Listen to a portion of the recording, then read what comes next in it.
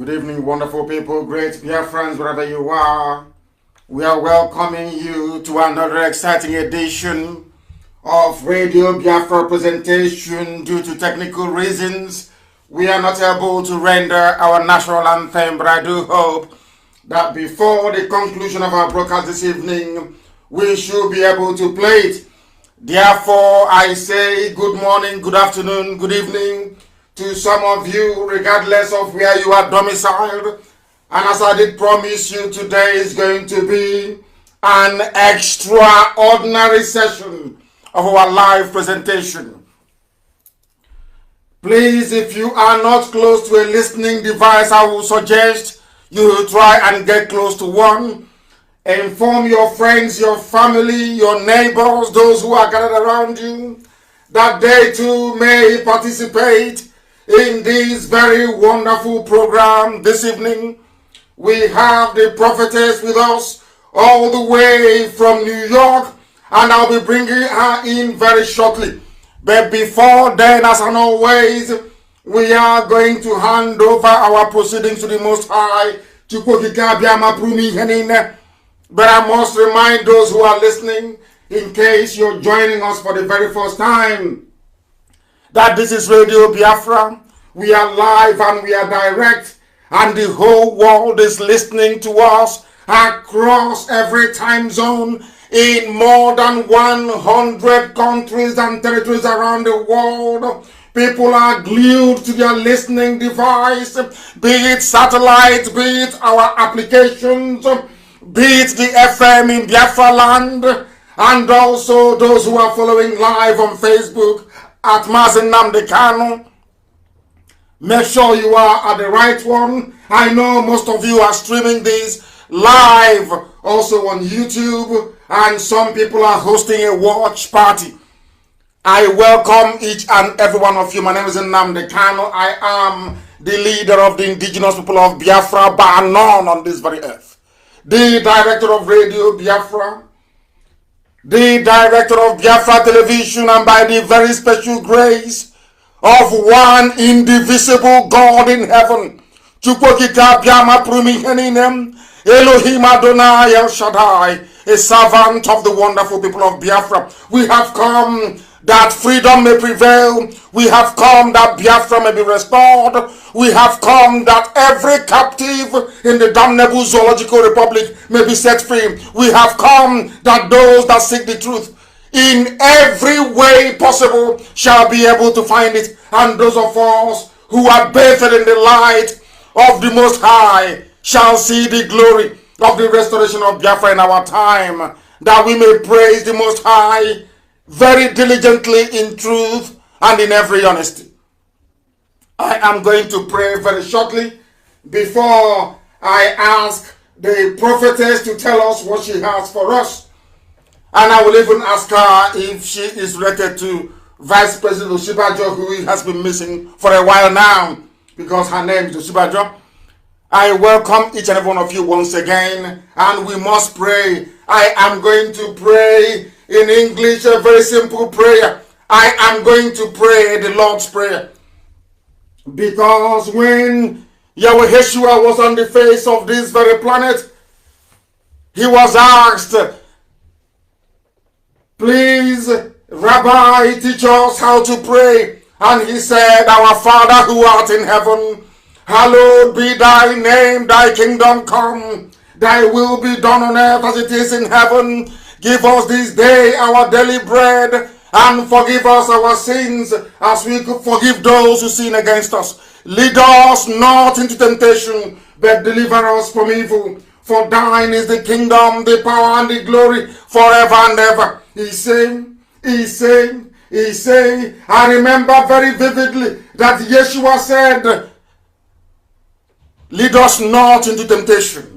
That temptation is the damnable zoological republic. And without any further hesitation, as a preamble to our undertaking this very evening, morning, afternoon, or night, it could even be your early evening, we are going to go to this woman of God all the way from New York to tell us what she has in store for us. She said Elohim gave her a message, and we want to listen to her. And if possible, I will be able to ask her some questions. Thank you very much, prophetess. Can you please hear me? Can you hear me? Yes. Yes. Thank you very much. We start once again by you giving us your name and where you're calling from, please. My name is Prophetess Oyetutu Oshibajo. I'm here in New York. Thank you very much. You're calling us from New York? Yes, my church, Light Evangelism Ministry.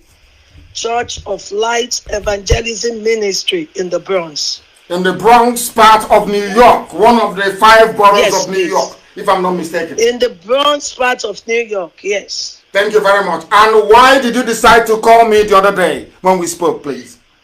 Yes, on the 1st of July, I was in the bathroom when the Holy Spirit came and started giving messages of Nigeria to me. And I ran out and I quickly picked my phone and I started recording it on the phone. And when I recorded it, I sent it to a friend. This is what God says. Then I woke up on that Friday because I did night vigil. Waking up to put on the YouTube, I just saw that, wow, this is Senator Nnamdi Kanu that is, I wanted to pass this message to again. And here is, I just saw the WhatsApp and the number. Say, God, you are great. So you want me to pass the message to him? He said, yes. I said, okay, I will do. I quickly had the WhatsApp on my phone and I started texting you. This is what God says. Please, prophetess, before you continue, I have some few questions to ask you. Are you a Biafran? No, I'm a Yoruba woman. And are you married to a Biafran? No, please. No, please. Have you met me before? Never. I said I saw you on Friday. I got your number on Friday on WhatsApp. Never. Because people be wondering, why would a Yoruba woman be listening to Radio Biafra? And a prophetess, for that matter, somebody who runs a church in New York. I will not be afraid of a message given to me. This is not the first time of giving messages. Even America knows I give messages. Please go ahead. So this is not the first time. When God sent me, I follow. God wants peace in Nigeria. And if you look at my Twitter, I'm always going there to say, God says we should be one Nigeria. We will never be divided. We are one under one umbrella. He has been saying that, I've been going on the Twitter to say that. But on Wednesday, January 1st, he gave me the breakdown of how he wants it to be. He said Nigeria must be in 4 regions. The Northerners, the Biafra, the Ojibwa, and the Middle Belt. 4 regions under Nigeria, he said. You are all under Nigeria. No, we are all Nigerians, but we are in our different regions. He said, I've been in different regions. We can make our regions as great as we want. It's in our hands. But in each region, you still have your AP, what are the names of your political parties? They are still there. We still have Asorok. They are still there. We still have vice presidents. And we have president and vice president. We still have our senate. They are still there. But the 4 regions will be bringing out their people. The presidents, when they want to do it, if now Hausa and Yorubas are there, it will turn to the Biafra and the Middle Belt later. Because now it's like the Ojibwa and the Northerners, which are called the Fuas. That is Fulanis and Hausas.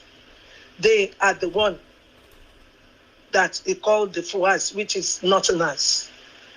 The Fuas which are Northerners, the Ojujuwas, the Biafrans, and the Middle Belt. Nigeria should be in those 4 regions. We have a president, we have a vice president, that when it comes to your region to pick yours, it will be your region picking it. You will pick the best candidates you want, and you can trust that it will not go and disgrace your region when it gets there. People you know they can do it. So each region with their political party will pick they will do it among themselves to pick their candidates. And they will go every 4 years, no 2 terms. That is what God says. No 2 terms. They will be rotating it between the 4 regions. If a region brings president out, the other one will bring vice president out. And then we will have what we call the federal and the state tax. Each region and state will take your tax, but there will be federal tax. What will be the federal tax doing? The federal tax will govern the affairs of the 4 regions. So the president and the vice president still controls Nigeria. You want to have your money, and have your money. What do you mean by you want to have your money? You mean if I want to have my Biafra currency? Is that what you're saying? Have your Biafra currency, have your Ojujuwa currency. But when it comes to interacting, you will still be using Naira. Naira still stands. Whatever you do in your region, we don't care.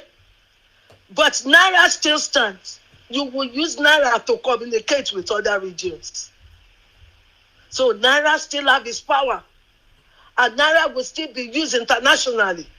So whatever you are doing in your region, as region, you may have your heads that will come out and always speak to the vice presidents, to the presidents and the vice presidents all the time. It will not be crowd. And in every region, their governors will control each state as they are under the region. And then, as the governor controls, they still have one person. It's not president. It's not. So what you're talking about, in effect, if I understand you correctly, yes, is a form of restructuring. Is that correct? Exactly, Nigeria. I wanted everybody to. will be happy. Yes, I'm coming. I gave you this opportunity to be able to speak to the whole world because I believe in democracy and not just freedom of speech, but divergence of opinion and of thought. I don't want people to be hearing just the voice of those of us who are campaigning vociferously for an independent state of Biafra. Now, there are some questions I want to ask you because to me, it seems to me, considering what we have to analyze this evening and go through, that whatever you may have seen could be referring to the past. Because I have here in front of me the text of what transpired at Aburi. And what transpired at Aburi involved quite a lot of people. And I will tell you right now, this very minute, the names of those that went to Aburi to discuss this same thing that you're talking about. And then, if it is the will of God, as you said, it is, that there should be a division into 4 regions. Now, my question is, why didn't it happen then? But I'm going to come to that in a minute. I want to let you understand that what you're talking about has been tried in the past. Exactly what you're saying. I don't even know. No, I'm coming. I don't even know. I'm telling you now that's happened. It is here. I have it here. And I want it to be posted. This is a transcript from the tape of the recording in Aburi, where exactly what you're saying now, prophetess, what you're saying now was discussed between January 5 and January 7, 1967. Wow. The reason why I'm bringing this up is that what you saw is not out of place. But maybe God was showing you how Nigeria could have been had they behaved themselves in the late 60s. Let me tell you those who went to discuss exactly what you're telling us tonight. Those who were there were the Lieutenant General Joe Ankara, who is the host, the then head of state of Ghana, Lieutenant Colonel Yakubu Gowon, the Chief of Army Staff, who announced himself as the Supreme Commander when Ironsi went missing in Yoruba land, in Ibadan, when he was being hosted by Fajri. Lieutenant Colonel Odumego Juku, who was the military governor then of Eastern Nigeria, Colonel Robert Adeyinka Adebayo, the military governor of Western Nigeria, Lieutenant Colonel Hassan Katsina, military governor of Northern Nigeria, Lieutenant Colonel David Ejo, military governor of Western Nigeria, Major Mobolaji Johnson, the military governor of Lagos, and also Alhaji Khan Salem, the Deputy Inspector General of Police. Also present were Mr. T. Omo Barry and also Commodore Akinwole Way, the Chief of Naval Staff. This is to tell you, prophetess, that everybody, the Nigeria you're talking about, they assembled, all of them. From Fulani or Hausa Fulani, as the case may be, from Yoruba, from the Midwest, and from Biafra. Everybody gathered to discuss this thing you're saying in Ghana between the 5th of January to the 7th of January of 1967. Now they discussed all the things that you saw in your vision or in your message. All of that had been discussed in the past. They discussed it. They sat down and they agreed that there will be devolution of power to the various regions within the country. Now I want you to go back and ask God, why did it not happen in 1967? Can I answer that? Please do. God's time is the best in everything we are doing in life. No man has the power of God. You may want it that time. It is not yet ripe for God to manifest it. When it involves God, it will surely stand. No one wins God. When it comes to God, when you say God says, no matter who you are, you have to bow under that umbrella. And whoever don't want to listen to it, God himself will deal with them. The one you are saying in 1967, which I don't even know about, God is my witness. This one came July 1st. I stand by the throne. The God who called me. I did not know. I'm not disputing what you're saying. I'm just telling you that It is God's time. Yes. Now I want to know that, are you aware that there are Yoruba people, Oduduwa people, I prefer to call them, there are Oduduwa people in Benin Republic, in Dahomey. Is that correct? All this history, you just say it. I'm just a woman of God to give a message of God. No, because I want to know, because what I'm trying to understand is that I want you to be able to, perhaps you will come back again, you will go back again and go back to God and say to God, but this happened in 67 and 5 million people died as a result of it, because this wanted to happen and they killed 5 million people in order to make this type of Nigeria you're talking about now not to happen. Now, what I want to know is, there are Yoruba people, Oduduwa people in Benin Republic, which is nearby to us, Benin Republic. Now, the reason why I have slight difficulties with this is this. Before the white man came, the Oduduwa people were all one people, from Kogi all the way to present-day Dahomey, Benin Republic. All one people. They speak the same Yoruba language, or should I say Oduduwa language. There was no problem. Now, the God in heaven, they worshipped Oluwa. No problem. Now, the white man came, or should I say Europeans came, and divided the Yoruba nation into two. Now, you have a part of them, not designed by God. Now you have a part of Yoruba people in Benin Republic. and you have another set of Yoruba people in Nigeria.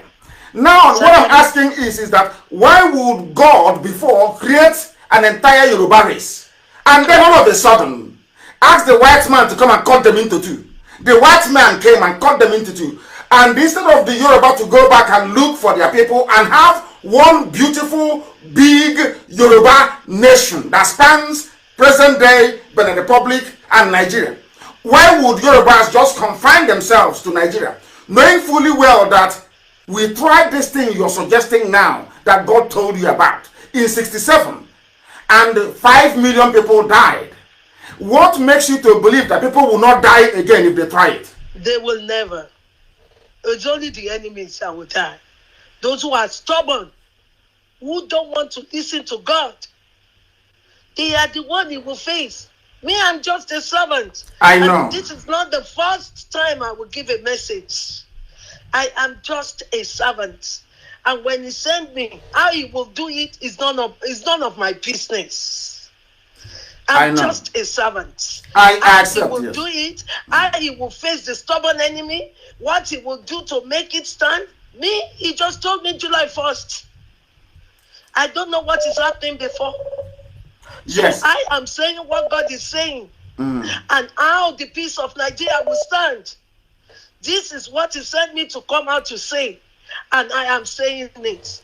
Whoever wants to come and confront me for saying it. No, nobody's confronting you. No. It is I am not afraid of them because this is the word of God. He said there should be no war in Nigeria because he said so many people have bought ammunition to kill innocent ones. He said they will face themselves and destroy themselves. He has given the 4 regions under Nigeria.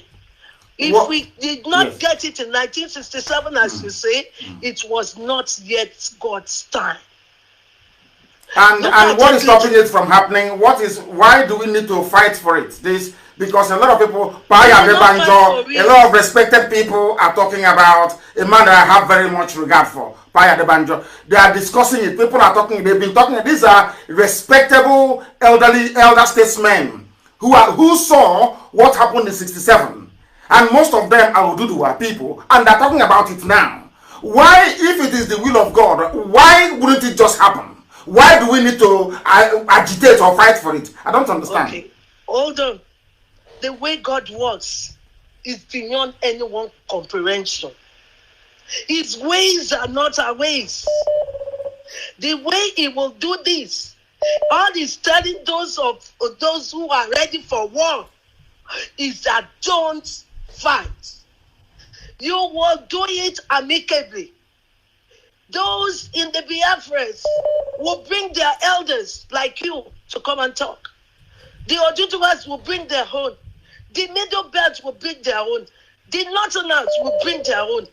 Anyone who don't want to listen but still wants to give us war in Nigeria will face themselves. According to 2 Chronicles 20, look at 2 Chronicles 20. When they want to come and face the Israelites, what did God do? He said, you'll be praising him. And they faced themselves. They destroyed themselves. He said, enough of bloodshedding in Nigeria. Enough. There must be love and unity. And we should all be under the same umbrella. They may tried it in 1967 because that was of men, not of God. But the same way they tried it in 67 was the same way that Nigeria was created by a man, not by God. Don't worry. This is God speaking. Because you don't know me. No. I brought you to the program to give an alternative view. I don't want the world to think that we don't allow alternative views on this platform. I want people that have alternative views to come along. That's why you're speaking to us. I am telling you, this is of God. When things are of God, he knows how he will start it from the beginning to the end. But write it down. Nigeria was in 4 regions, and we have free movement among ourselves. Thank you very much. Let me Prophet, I just want to say this. You are absolutely right that in your vision you saw 4 regions. And those four regions, they were intermingling. Everybody was visiting everybody else because all the four regions will be in ECOWAS. And in ECOWAS, anybody can, you can wake up and travel to Liberia. You can travel to Katsina. You can travel to Obamojo. You can travel to Ibadan. Nobody will stop you. But where I have problems, which is why I want you to go to, you're a prayerful woman. I want you to go back to God and ask for clarification.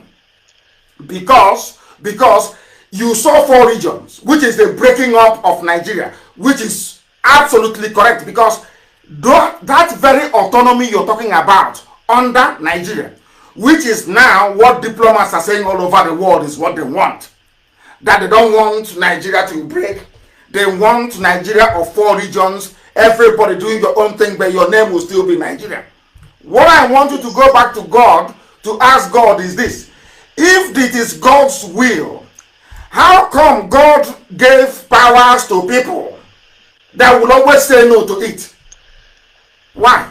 I don't understand. If it is God's will, why would God always, through the British, give powers to the Fulani that will always say no to it? Why? That was of men dead. Men are ruling.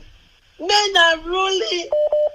When God intervened in a thing, it was still, this is not vision. Now, He spoke in voice to me. I added when he was telling me, I quickly picked the phone. If it's vision, I agree with you. I am not doubting you. Spoken voice. You too will receive it. Father, fill your son to see what you told us, so that he will calm down to get it right. He said, now, I'm coming. When you spoke before, you said something about IPOB and this very agitation.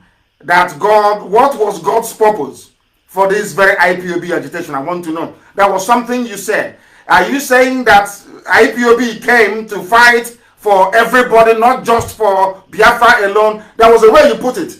No, I was telling you that you are fighting for Biafra. Yes. That the way God has given the vision, you don't have to fight for Biafra. Fight for Nigeria to be what God says it should be. A country with four regions.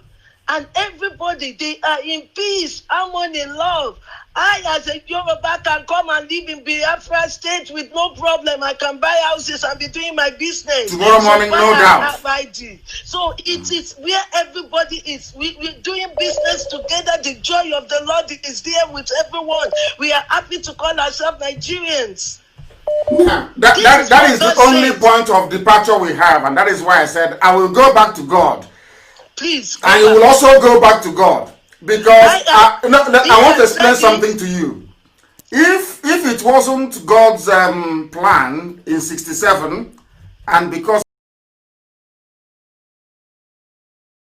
as a result of restructuring, now what made it to also fail again in 2014 when Jonathan called for the confab and the Fulanis walked out? They didn't want it. So I keep wondering, if this very matter is God's will, how come in 67 5 million people died because of it? Not to break away. Ojukwu wasn't breaking away from Nigeria. Ojukwu, as this very transcript proves to everybody, was for regional decentralization, autonomy for the regions. Now, 5 million died. Again in 2014, even before then, they've had a series of confabs. People from the south, by which I mean Oduduwa and Biafra, they canvassed for regionalization, exactly what God showed you, and the Fulani said no. So this is about the fourth time that they have said no. If somebody got them round the table and they said no, Wole Soyinka has been campaigning for sovereign national conference, maybe to give birth to these very four nations you're talking about, and it never worked. So I am wondering, in what order is God going to send angels from heaven to come and tell the Fulanis that this is his will? I don't understand it. That's why I said you should go back to God and ask him to clarify. To God. My God always talk once. He has never repeated himself twice. The God I serve, is the Almighty King, the King of Kings and the Lord of Lords. Of course, of course. He No has doubt never about made that. a mistake. It's not a God you question. It is not a God you question. No, we are not questioning God. We are He saying is that the Almighty King. Yes. When he says yea, it's yes, it's yes. And it's no, it's no. He said yes now. okay, he has said yes now. So God He will said now speak yes to the now. Fulani people. That is why we're trying Okay. to calm everyone that is angry down. Calm down. Let God take his place. Those who have been studying you, no. He is God. He knows how to wipe them out. Okay, so we are now hoping that God will wipe away the Fulani because they are the problem. By the time you go together, he will wipe off their stubbornness. Okay. He will visit them in his own way. He will show himself as God to them. That stubbornness, he will wipe it out. That stubbornness, they're in my village taking my land, though. The stubbornness, we're waiting for don't God. worry, everything will be solved now. Okay. All those things cannot work again. God has spoken July 1st. We are just in July 5th. Let us see his move and his power. He is God. Okay. Thank you very much, man. Thank you very much. Please stay on the line. Don't go away. Stay on the line, please. Do not go away. Stay where you are, please. Stay where you are. That was the prophetess. I think it is Adetutu Shibajo. Is that correct? Oyetutu. Oyetutu. I'm very sorry. I do apologize. Oyetutu Adebajo, who saw a vision. The reason why I brought her to the program is that Biafra is going to be a democracy. Biafra is going to be where people will have divergent views. We don't all need to agree all the time on any particular issue. That was why I brought her in, because the world needs to know that this very platform is democratic enough to allow divergent views to be heard. That is the type of Biafra we are fighting for and we are seeking to build. Now, we know that our God, the God we serve, is not a God of confusion. This is not a God that will mislead or lead people astray or kill his children just for the fun of it. Now, if in 67, 5 million people died, and all through the years, confab after confab after confab never yielded any results, the Fulanis always walk away. I am now at a pain to understand on what basis God will allow something that he did not create to continue to exist. Because God created Oduduwa. That is why if you go online now and you type in, that was why I pleaded with you to allow your daughter to do some research for us. But we have listeners all over the world and we want them to do this research. Now, this is how you know the nations that God actually created. It's very simple. What you need to do is that you go online. You can go to Google if you want. Now, I want to, as I'm talking to you, I am typing into Google. I want to ask God in heaven, who created Oduduwa? Who created Oduduwa? Oduduwa is older than even Britain. So I want to ask God, who created Oduduwa? Very simple. If you type it down, you will see that Oduduwa descended from God himself. That is according to their folklore. Nobody created Oduduwa. The same thing, if you type in who created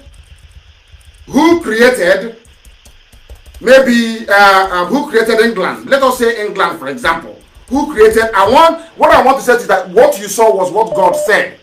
But the timing is not actually very clear, which is why I want you to go back to God and ask him, who created England? I'm asking.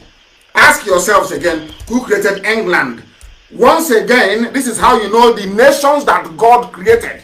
If you type who created England, you will see that nobody created England. They will tell you about who succeeded who came in. The same thing for Russia, for Germany, for every ancient kingdom, even Ethiopia. Ask yourself, who created Ethiopia? Nobody. Now, let us go and ask ourselves, who created Nigeria?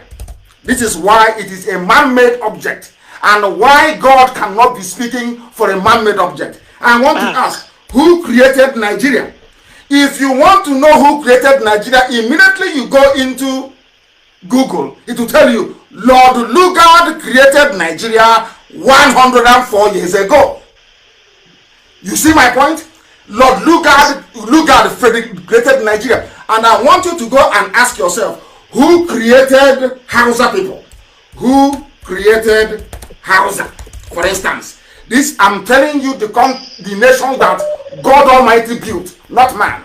Who created Hausa people? Who created them? Who created Hausa? Let us go and check who created Hausa people. Nobody created Hausa people. It was founded. There's a difference between founding a nation and creating one. If you go now and ask your Google who created Oduduwa, you will not see any human being. Never. If you ask who created Biafra, you cannot see any. If you ask who created Hausa, you cannot see any. Even if you ask who created Fulani, you cannot see any. But once you say who created Nigeria, you will see a man's name appear. In other words, they are assuming the position of God Almighty. Only God can create a nation. So in my conclusion, how I saw your vision, my personal opinion, is that your vision is about the division of Nigeria. No. Not bringing it under anyone, because God did not create Nigeria. I have proven it now that God never created Nigeria, but God created Hausa. God created Oduduwa. God created Tifi. God created Biafra. God created all these people. You can never hear a person say, I created this very place. Only God can create a nation and not man. That is why Nigeria cannot survive. Not out of hatred for anybody, heaven knows. And as you quite rightly said, in a divided Nigeria, everybody can go. You are in America. I'm sure you own a house in America. Your church is in Bronx. You own a church in Bronx. Is anybody going to demolish it tomorrow? Is anybody going to deny you your house tomorrow? The same thing I said in Biafra land. We will even go to Oduduwa land, Yoruba, to go and bring, if you're paying your people $50,000 a year equivalent, we will pay them 80. If they are good, we will headhunt them and bring them down to Biafra land to work for us. That is the type of nation we are going to build. Not a nation based on parochial interest. If we see in Biafra land, if we know there is a Hausa engineer that is very good, that can do something, believe you me, we'll go and bring him in to come to Biafra land to work for us. That is the type of nation we are going to build. And that is why I welcome your call this very day. I thank you very much. Hold on, let me quickly say one thing. Please go ahead. Go ahead. You said you want to take Biafra out of Nigeria. Please, as a woman of God, I don't want to talk too much, because those who know me in America, they know the message that I've given, and they find out everything was like that. I just want to tell you, don't fight against God. Now I'm asking you, how can God please, allow? hold on. It No, will reveal itself to you. People are listening and we need clarification. It will reveal himself to you after we have finished this discussion. He is God. He is not a liar. And the way you will go out to do it and still be a Biafra region, he will tell you. He is God. Nobody works as independent. You are nothing without God by your back. Of course. I agree. If human beings say they will support you, they can die overnight before they say they want to support you. That is but true. With God, he is your power. He is your strength. He is the one that can make you achieve what you want to do. So if God says, I say, nobody contradicts God. That is why. But the Fulani is saying that God said there should be no restructuring. There will be. They are not God. No, but that is what they are God told them in the Quran. I want to appease to you. They are not God. I want you are a Christian. I want you to honor God, respect God, believe in him, trust him. He's not a liar. Whatever he says, he will complete it unto the end. You as a woman being, let me tell you, those who said I've been doing it since 1967, they were under a race. They are not under grace. But I don't know how When you that are grace, I don't know how it's Let going me tell to you, appear again. hold on, please. I just want to explicate this. They were under a race as human being trying to make sure it stands. But now, grace, God is involved now. Because between grace and grace is God. I Now agree God is with you. telling I you, agree with you, I man. will be with you. I agree with you, but If you how are can, not, why won't, professors, please hold on, please, man, hold on. Why would God divide Yoruba land into two? Put one in Benin Republic and the other one in Nigeria. Why? Why would he do that? bygone is bygone. That has been done. We are Nigerian. Bygone is bygone. You understand me? But I have If been you look at, able to prove to you now that God never you know, created, but God didn't create Nigeria. Look at you this. know, I am used to it as a woman of God. Even when I'm speaking in the midst of big men of God, they attack me. I'm used to it. No, nobody. But Oh, heaven I forbid. still Nobody can always, attack you. Nobody no, is they attacking you. contradict it. No, But nobody's I attacking always you. say, wait and see. When it comes to God, we will all see. And we will know it is God who spoke. Thank you very It much, was man. the said time. God will be with you. And you Please, too. And you too. God And is I look with forward us. to welcoming you back on this very platform and remain blessed. Remain blessed. Thank you very, very much. Remain blessed. People are now calling from everywhere, all over the world. The program this evening, we have our live interactive sessions mostly on Fridays. I allowed our mother in the Lord, so to speak, to come and tell us the part of her vision that I accepted was the division into four. Not the other one, still under Nigeria. No, maybe it was when God was taking away all the green, white, green flag. She may have seen green, white, green, but it wasn't God at all, because I've proven it here. God cannot, our prophetess said that what transpired in 1967 was the work of men. If we accept it was the work of men, that the Almighty God doesn't validate the works of men, then there is no way God can validate something created by a man. It's a very simple experiment. I want everybody to go to Google and type in Google, who created Oduduwa? Who created Biafra? One after the other. All the ancient kingdoms, you know. Who created them? In fact, who created USA? That is very recent. Who created Canada? You can never see a human being's name. But I want you to go and type in who created Nigeria. What you will see is Lord Lugard created Nigeria 104 years ago. Now, if God doesn't respect the timetable of man, why would God validate something that a man made? Why would God divide something he made, Oduduwa, into two? Put a part of them in the Republic, and he didn't do it, so it was man that did it. The French and the British that cut the Yoruba land into two. One in Benin Republic and the other one in Nigeria. How can God do that to his people? And then put them together with half Arabs from Borno? How is that possible? I just want to know. I don't think the vision was complete. But she will go, I'm sure she will come back to us. She will come back to us. As somebody said, we are not wishing for anybody to lose their child to Fulani headsmen. I want the world to understand that we take divergent views here. We don't need people who always agree with us. Sometimes it is good to test ourselves against those who don't agree with us and be able to give them the platform to be able to preach that conviction which they have. We must proceed.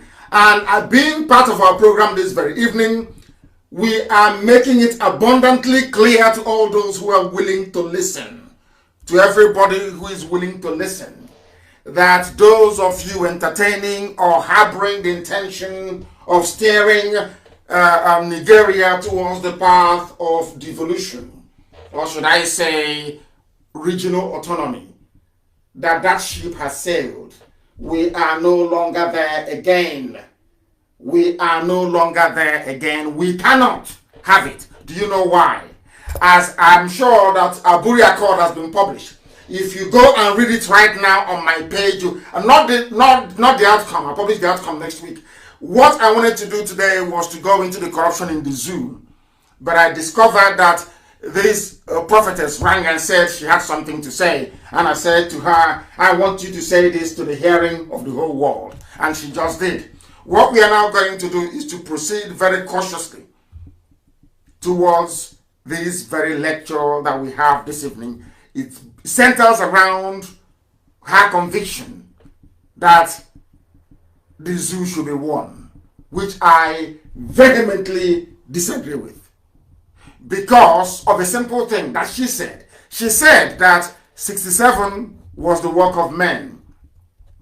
I think there was another confab in 1984 or thereabout? Was that the work of men? Yes, I agree. Also, the work of men, let's even use recent one, not the Abacha one. Abacha called the conference as well. Let's use the most recent one, 2014 of Jonathan's confab. So it was the work of men in 67, work of men in 84, the work of men in 2014. But Nigeria was created by a man. Now, how can God preserve the creation of a man, which is Nigeria, but say no to when men are trying to carry out that same vision that he showed to our dear sister? That's what I don't understand. That's the only place where I am having a slight confusion. Because Nigeria is artificial, it is man-made, and that is why we must try all we can to make sure that it no longer exists. There will be 4 nations emerging. That is the part of her prophecy that I want us to take away. And all these people will cooperate. The Fulanis will go back to Futajalon, where they came from. The Hausas can travel, mingle, and stay wherever they like. The Middle Belt nation will mingle and do whatever they like. The same thing with Oduduwa and also Biafra as well. One thing we're not going to have is a monolithic, unwielding, irredeemable zoo called Nigeria. It cannot happen. Never, ever, ever. Now, it may be that all these 4 nations emerging will decide to come together and negotiate to form a union. That is their prerogative. Maybe that is where she's going to. That these 4 newly emerged nations from the contraption that Lugard concocted and built may now decide to come together to form a new nation. That is entirely up to them. The people will vote and the people will decide. That is how it's going to be. From here on in, what we decide is what the people want. Because they said the voice of the people is the voice of God. We cannot say God cannot speak to one person. God speaks to a lot of people. So that is why they say Vox Populi, Vox Dei, which means the voice of the people is the voice of God. Not the voice of one person, but the voice of the people. And the people are saying they are tired. Oduduwas are saying that they want to be free. The Yoruba say, we want to be free. Biafrans are saying we want to be free. Middle Belt wants to be free. Hausa under burden wants to be free. Because they went and everything our dear sister was saying, the prophetess, everything she is saying, Ojukwu discussed at Aburi. Everything, absolutely everything. Everything. Ojukwu argued for decentralization. They came back. The conference finished between the 7th and the 10th. People must note this down. Between the 7th and the 10th of January of 1967 in Ghana, they held this summit. And they agreed. Now remember that the war broke out in Ojukwu declared Biafra on the 30th of May. I want people and historians to note this very, very carefully. I want to put to bed all the misinformation and the lies surrounding the emergence of Biafra. Very, very critical we understand this. According to this very documentation, this very document now posted on my wall, if you go there, it doesn't originally belong to me. It was published by codewith.org. The man that put this very, sorry, it was from the 5th, I do apologize, from the 5th to the 7th of January 1967. Follow the timeline very carefully. They went to Aburi and they agreed. Ojukwu came back, waited for that January, waited for February, March, April, and May. Are you following me? January, Gowon didn't implement the restructuring of Nigeria, no. February, no restructuring. March, no restructuring. April, no restructuring. Until the end of May, pure 5 solid months, waiting for a gentleman's agreement that was reached in Aburi to be implemented. And they said no. Before Ojukwu declared Biafra on the 30th of May. Having attended Aburi between the 5th and the 7th of January. But your historians never tell you this. Those who claim that they are historians, they never tell you this. Never, ever, ever. They never tell you this. Ojukwu waited for 5 months, waiting for Gowon to implement Aburi. Because Britain said no. Because the Janjaweed, Fulani Janjaweed said no. Gowon reneged on Aburi for 5 months, not implemented, before Ojukwu declared Biafra. And now you understand the history very well. And all their lies. That is why their lies can never stand the scrutiny of time. Their lies can never ever stand. Because what people fail to understand is this. What people fail to acknowledge is this. That the devil is using the cloak of Nigeria to advance his cause. Because it was the devil that built Nigeria. It was the devil that used a very horrible man to create Nigeria, not God. God never created Nigeria, not for 1 second. Because had God created Nigeria, you will not see the name Lord Lugard created Nigeria 104 years ago. And if you remain in Nigeria, in Nigeria, once you remain in Nigeria, your Lord is going. I want to tell you what the Hausas are going through at the hands of the Fulani people, so you understand it very well. And I thought that by now,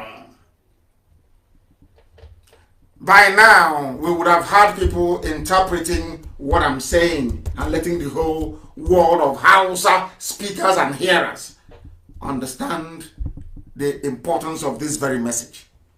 Now listen very carefully. Sokoto used to be called Gobe, belonged to Hausa people. The Fulanis traveled and came from all over the place, and Futo Jalon to be very precise, came and pleaded with, they said to the Hausa people, let's trade together. Let's be one. This same one Nigeria. I want you to understand very carefully. They came. After a while, they defeated the Hausa people with the help of Hausa people. I was speaking to a very important personality. Important personality yesterday. And you know what he told me? He said, I went to the north. He's from Middle Belt. He said, I went to the north. You know that thing they call Durban? If you like, you can Google it. You know Durban they have when the emir or the, it's like a Ofala in the north. The Ofala of the north. They said our FM is not working. What's it supposed to be? Why is our FM not working, for goodness sake? Why is it not working, I ask? Oh, goodness me. Goodness me. Now, there is something called Durban. D-U-R-B-A. Durban Festival. Not Durban, Durban. D-U-R-B-A-R. It is celebrated around Ramadan. It's a Muslim holiday in the north. I want anybody to go to Durban in the north. You will see the light-skinned. That same thing about Black Lives Matter. You will see light-skinned mongrels, that is the Fulanese, on top of a camel or a horse. They are the royal family. And you will see Hausa peasants following them on foot, doing rankadede. Not their fellow Fulanese, but Hausa people. Because they conquered Hausa people. And how was it possible that a minority, the same thing the Europeans did, how was it possible for a minority, a few Fulanese, moving cattle from place to place to conquer a people with an envious civilization in Africa, like the Hausa people? How was that possible? They did it by doing what they do now. They divide you and they tell you they're bringing you something better. They're going to fight corruption. They're going to institute a purer form of Islam. They're going to take you closer to God. And you lose your land in the process. That was how the Hausa people lost Sokoto. That was how they lost even Kanu. They lost Katsina. They lost Kebi. They lost Zazzau. Everywhere they lost. Do you know how they lost it? They lost it because they campaigned against their own people. I am saying this because of the few Efulefus who think that by fighting Biafra that somehow, or talking rubbish, that they are making their lives better. They are preparing themselves for conquest. Themselves and their children and those unborn. Do you know what is happening today? I want anybody to tell me if this is a lie. The Sultan of Sokoto, where is he from? He's a Fulani man. He is a Sultan in a land that belongs to Hausa people. How about the Emir of Kanu, which is the heartbeat of Hausa people? He is a Fulani. How about the Emir of Gwandu? He is Fulani, not Hausa. How about the Emir of Kirby? He is Fulani, not Hausa. How about the Emir even of Ilorin in Yoruba land? He is not a Yoruba man. The Emir of Ilorin is not even a Yoruba Muslim or Ududuwa Muslim. The Emir of Ilorin is Fulani, not Yoruba, not Ududuwa. The Emir of Zazzau is Fulani, not Hausa. The governor of Sokoto State is Fulani, not Hausa. Whereas the Hausa is in the majority. The governor of Katsina State is Fulani, not Hausa.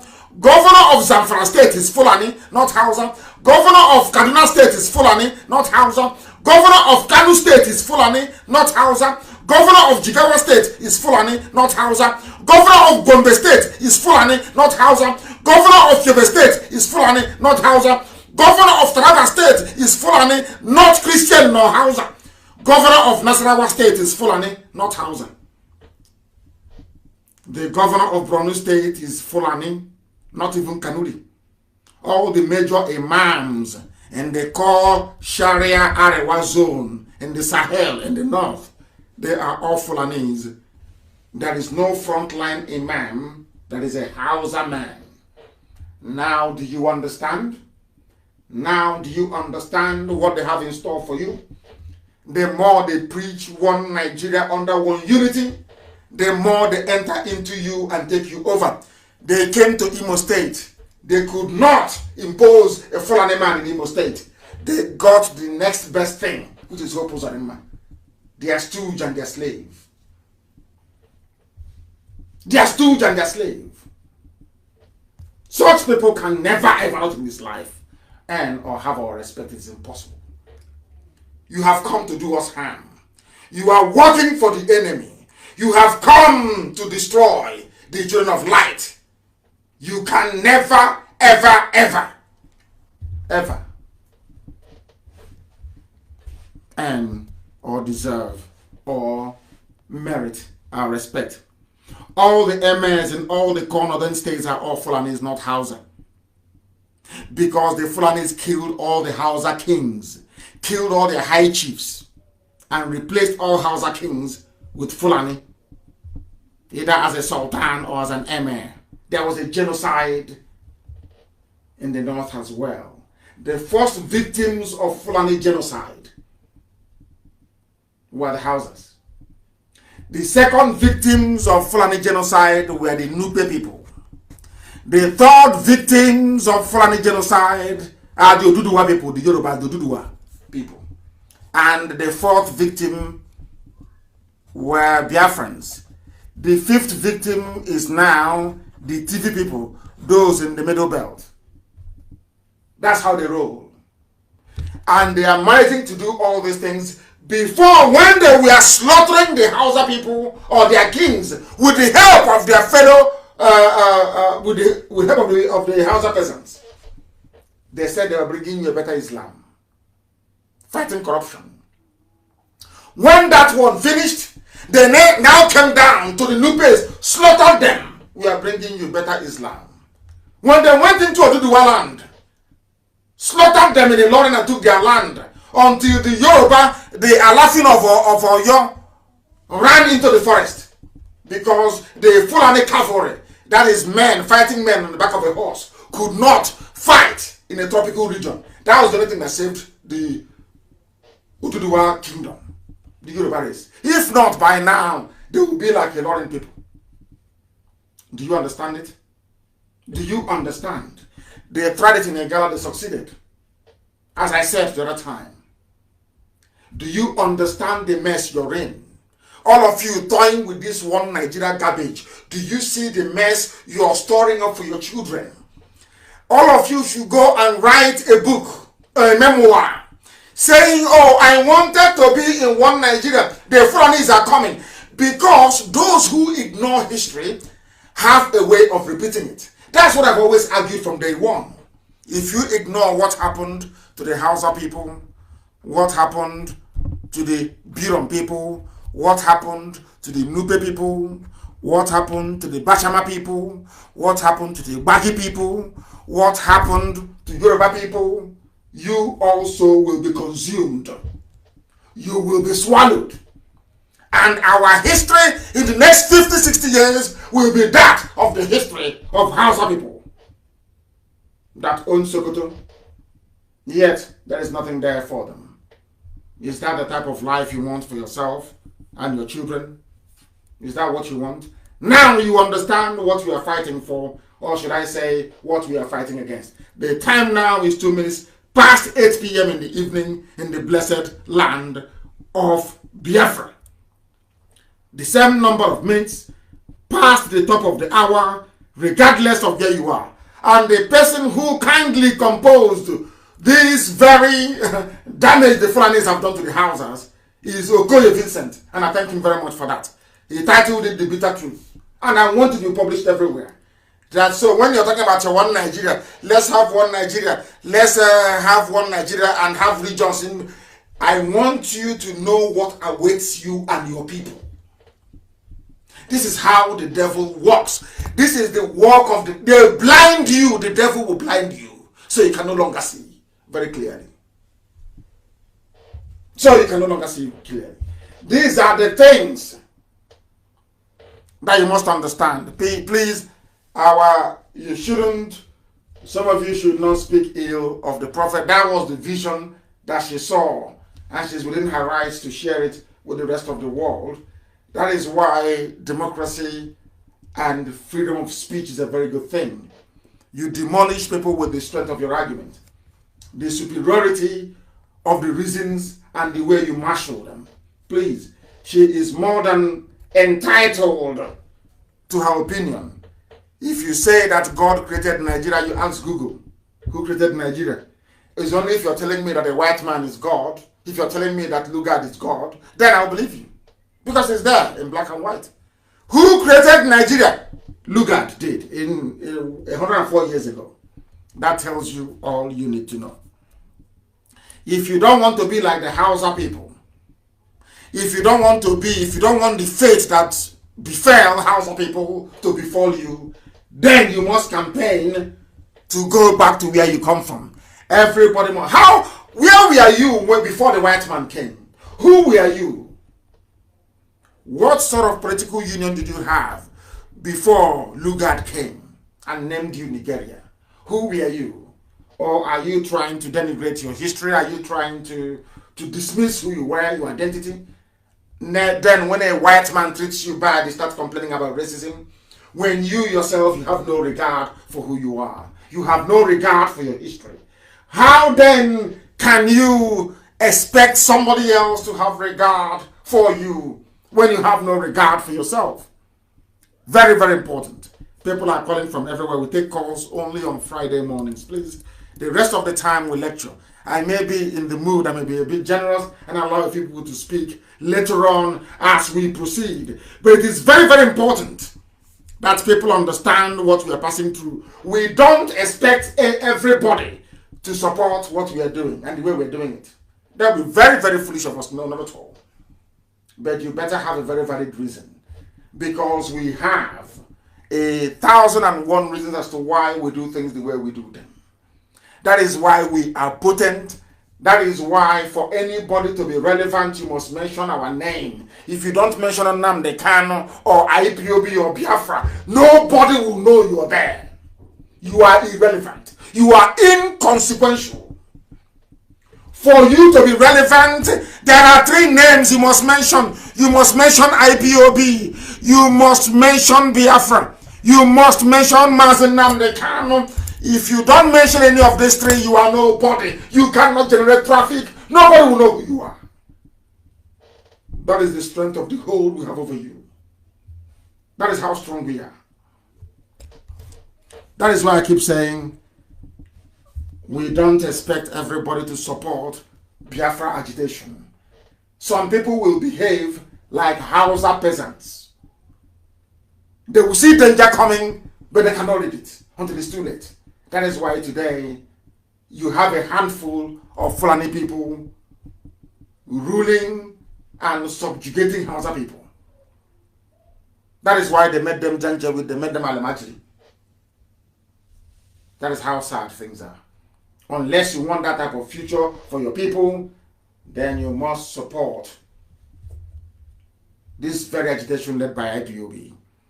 Because earlier today I had a meeting with very important people in our land. Very, very important. You know, people have views and opinions, and I allow people to hold whatever view or opinion that they feel comfortable to hold. It is entirely up to them, their prerogative. You cannot separate somebody from the views or the opinions that they harbor within them. That was why earlier today, before I came on air, I was in a meeting with some very important people. They had some things to say to me, and I also had some things to say to them. And I'm glad to say that in the end, we came to an amicable understanding about the best way for us to proceed. But there are a few standout things that came out of that very meeting. One is that there is unanimity that the consumption of cow meat in our land must stop. If you have not seen the videos or pictures of Fulani men having sex with cattle, please go and have a look at it. And to encourage our people all over the world to please invest. We are not just supremely talented, but we are blessed. We are a blessed race. If we put our hearts and our minds towards animal husbandry in the area of cattle, we'll do very well. And I want our people to go into it. We are winding down our consumption of cow meat. Let us see the reason and excuse that we have to come into our land to slaughter our people at will. To slaughter our people at will. That is not going to happen. It will not happen. So we are running down the clock on the consumption of cow meat. Very, very important that we pay attention. The more cow meat you eat, the more you are not just endangering your life, you are putting the rest of our people in jeopardy. Because if nobody buys their cattle, they will not come. Very, very important you understand this. Please. That was one of the major outcomes of our gathering today. And we are concerned, and rightfully so, I presume, about how we respond to those who disagree with us. They want us to take it easy on those who disagree with us. And I said to them that I will do everything within my powers to ensure that that is the case.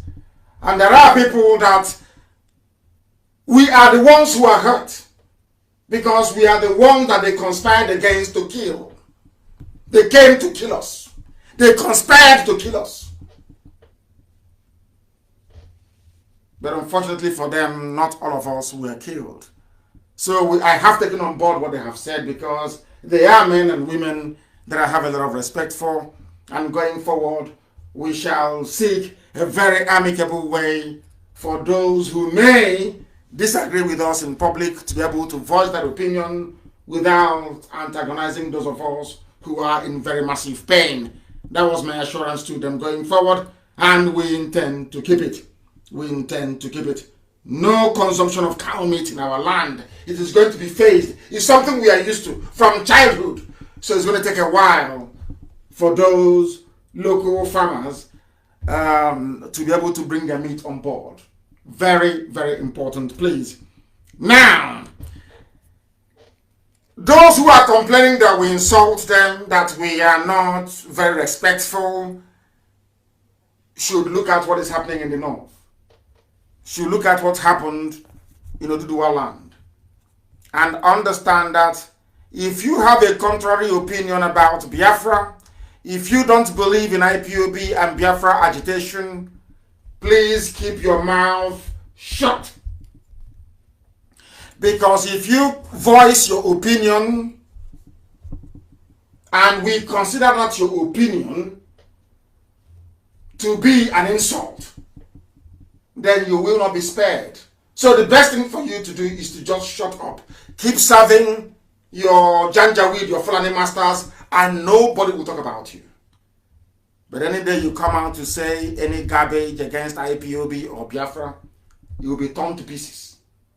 Keep your mouth shut and nobody will talk about you. Keep your mouth shut and there will be no problem. And if you claim you're a leader, you must stand up and speak when your people are imperiled, when your people are in danger, when your people are being persecuted. That is why you are a leader. You must stand up and say something. You must condemn it. Not when your people are dying, you don't say anything. And when your people are agitating to be free, you go and connive with the enemy to kill them. We have every right to be upset. Every right to be angry. But of course, we do understand where we come from and the need to be circumspect. And that was what I assured them. And I said I would say it live on air. That we will take it easy on some people. We will try to respect our institutions and our traditions. But please, do not encroach into our territory. We are hurting, we are pained, we want Biafra, and nothing is going to stop us from getting Biafra. Absolutely nothing. No Jupiter can, nobody can. So if you present yourself as an agent of the zoo in our land, and you say because of that, you are 70 years old, you're 80 years old, you're coming into Biafra land to talk rubbish, we will obliterate you completely. Do you know why? Because everything we do with facts and with reason. Do you know that the sponsors of Boko Haram are Fulani people?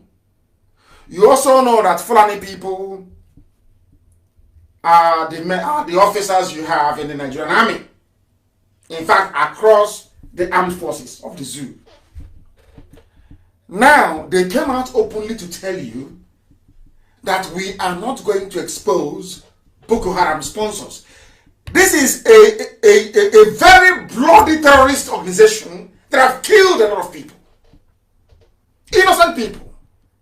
There are over 2 million people in IDP camps as a result of the activities of Boko Haram. But of course, I qualify that. The reason why Boko Haram took up arms is because of the heavy-handedness of the Nigerian police. They were the ones that killed Muhammad Yusuf.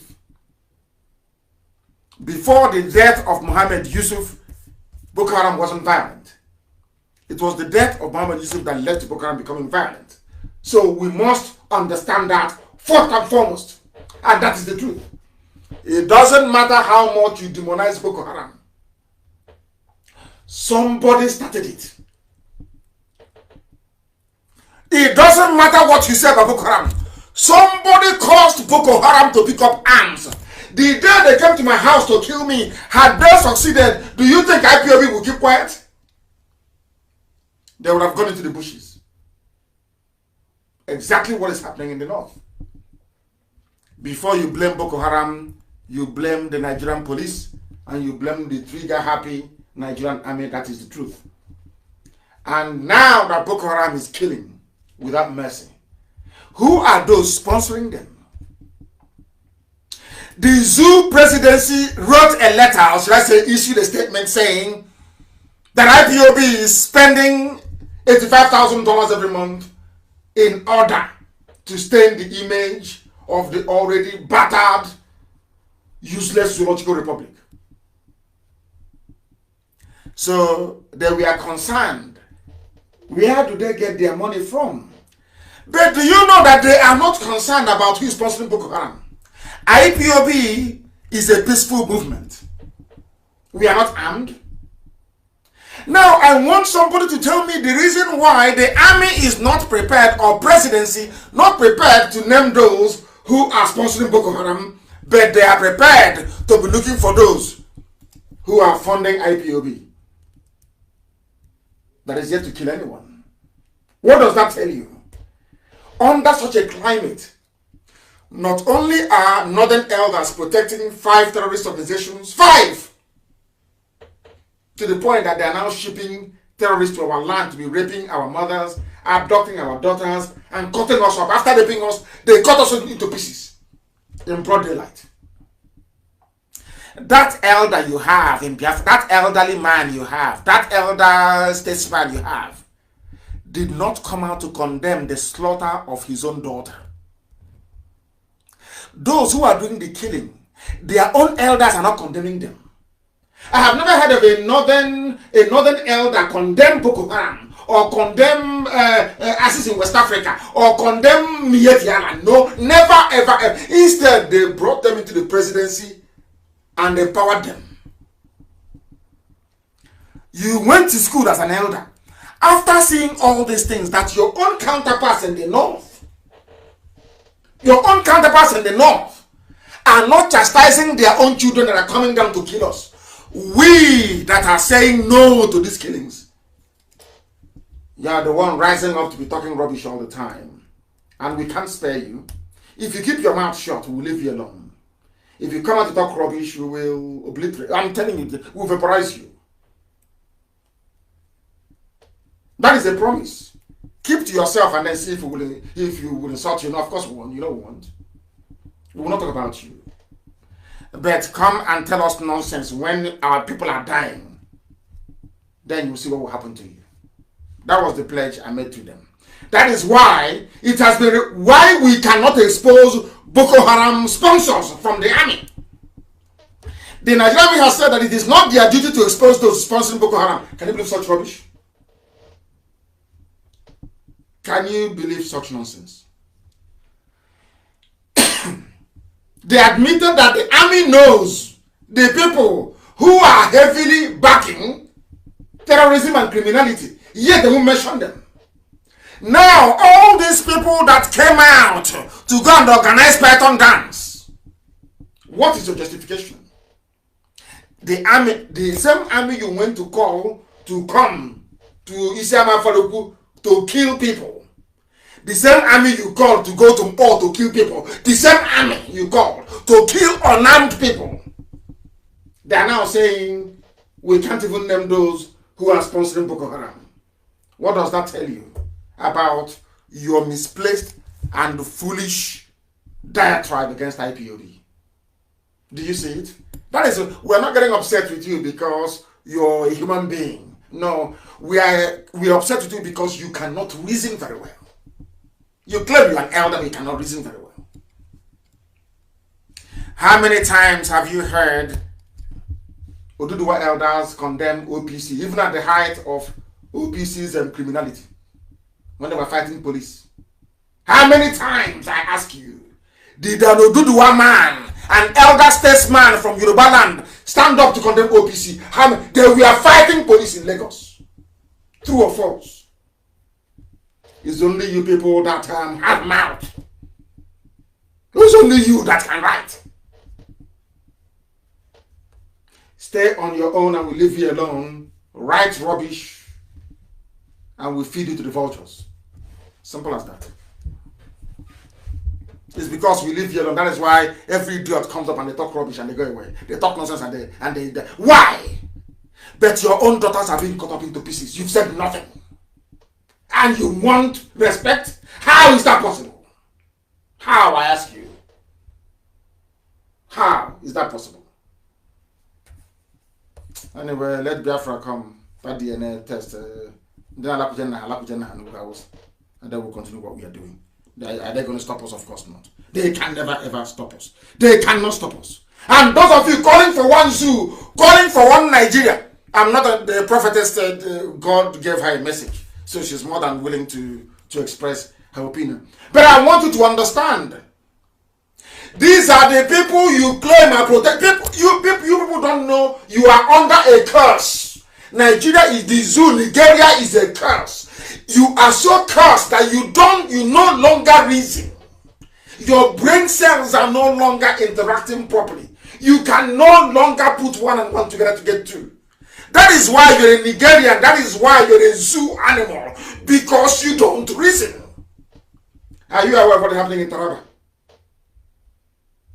The military, the same military you are hoping and praying is going to save you, are busy raping women and children. So in Biafra land, they are Janjaweed. They are busy, Fulani people raping and killing.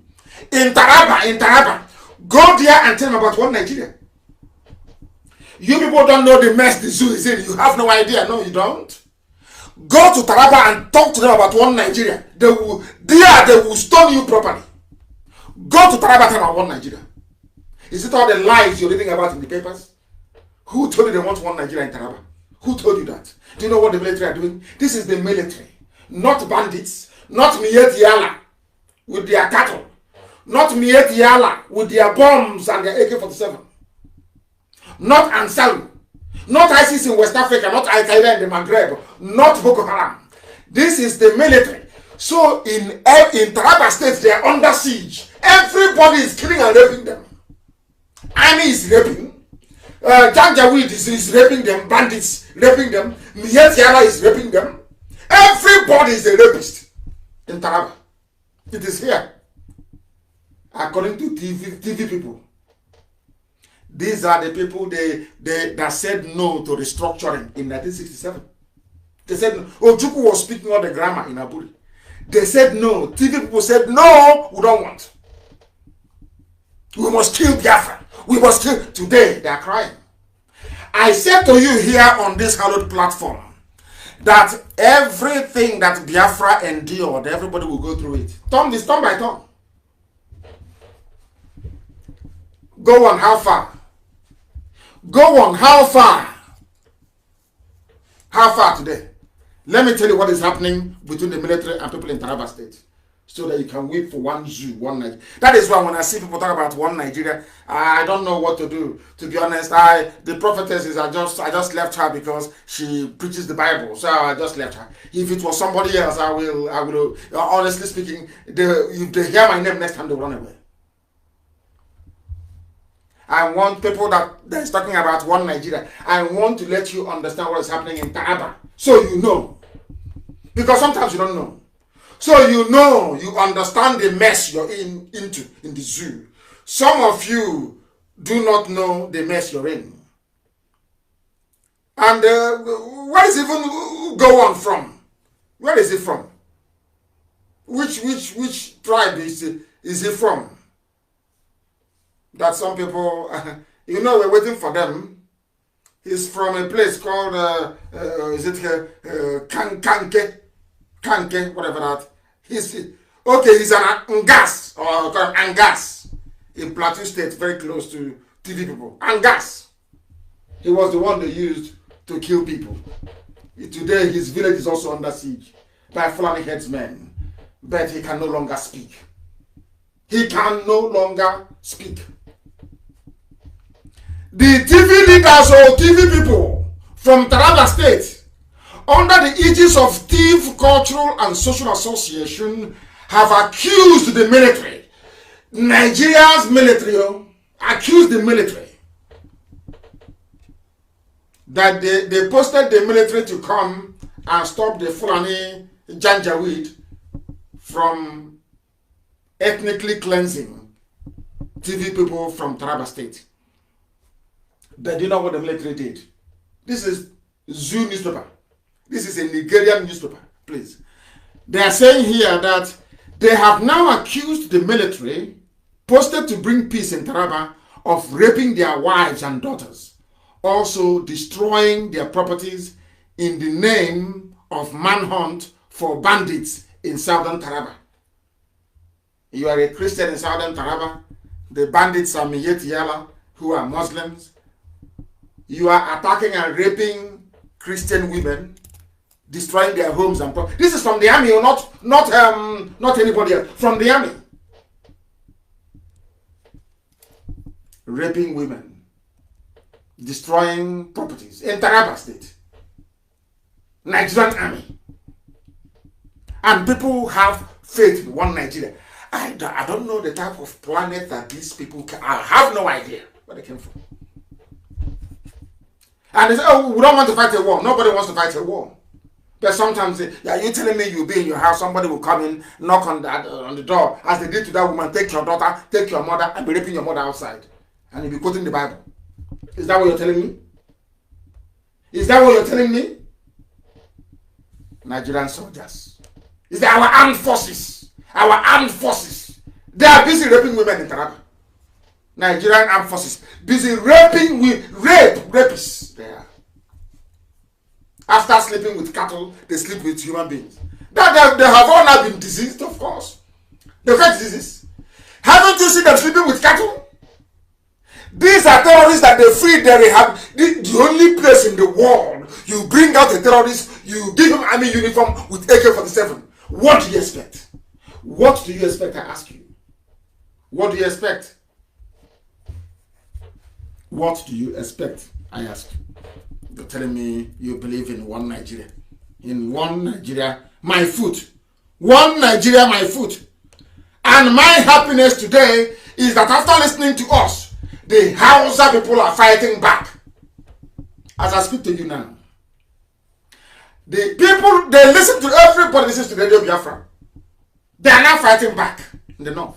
Enough is enough. But now, imagine this thing had happened in Biafra land. In a place called Zango Kataf and Kanu government area of Kaduna State. They are now facing the Hausas, they are now facing the Fulani people. And the Fulani are claiming they lost 99 people there. I am telling you, if it were some of our elders now from Southern, if we do the same thing to them now that the Hausas have done to the Fulanis, hey, you will see your elders. Hey, stop them. These children, they did not see the war. I am 53 years old. These children, they didn't see the war. They have done nothing. Hey. Have you had any elder from Zango Kataf talk rubbish? Because their youths are fighting back against those killing and raping their women. If it's in Biafra, you see one idiot in Abuja saying, I'm a senior advocate. I'm writing now. Let me write. I'm asking them to use their brains. Look at the elders. I'm asking all those Biafran elders, all of them across the board, especially the Igbo ones. Have you heard anybody now from Zango Kataf, Southern Kaduna, complain about the fight back of their people against the Fulanis? If it is you, you come out with yapping rubbish, as always. Doing Facebook video, talking nonsense, as always, and as usual. And you want respect. You've got to be dreaming. Keep your mouth. If you have nothing to say, just shut up and watch us liberate you from your misery and stupidity. I keep asking them, is there anybody behaving himself that we have ever insulted? If you behave yourself, how can we insult you? It's only when you bring yourself out as somebody, then I never know those. will tell you where to sit immediately. There's a place called Atiak Chiefdom in Zango Kataf and Sam Chiefdom in Kauru, where between June 11 and 13, a corpse of a man was found in a farm in a dispute that claimed the lives of 448 cows. They took the war to the Fulani people. And now they are running away. That's how you, if you keep doing one Nigeria, the police that are unarmed that are raping people, is who you're going to call. They think we are foolish. Of course we are not. And can never ever be. And too many calls today. I will try and round up very quickly, maybe take some of your calls. Some of you are calling so much. So much. You are talking about restructuring. Let's restructure. You did not restructure in 67 when every part of the zoo was represented in Aburi. All of them, all the leaders were there. They agreed. Nothing happened. Nothing came of it. Nothing. You had confab after confab, culminating in the one Jonathan had in 2014. The Fulani said no. And you said you're still saying that God told you it's going to happen. When? Oh dear. Let's continue. And as a consequence and as a result of the unbridled stupidity of those that call themselves Nigerians, 43% of the total population of poor people in the world will live in the zoo, in the damnable zoological republic. That is the gift of the Fulanis to you. The Fulanis have now given you a gift.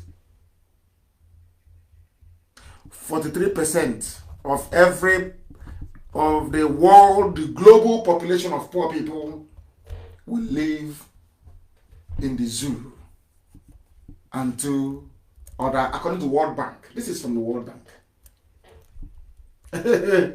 All in Africa. No, in three countries actually. In India, in Nigeria, and in Congo. Anywhere you see bad news, you will see the name Nigeria. Anywhere there is which is to show you that God has never been with Nigeria. Never. God did not create Nigeria. Never did and can never. I don't know why some of them are graduates. I don't know why they struggle to understand this. I don't know why they struggle to understand it.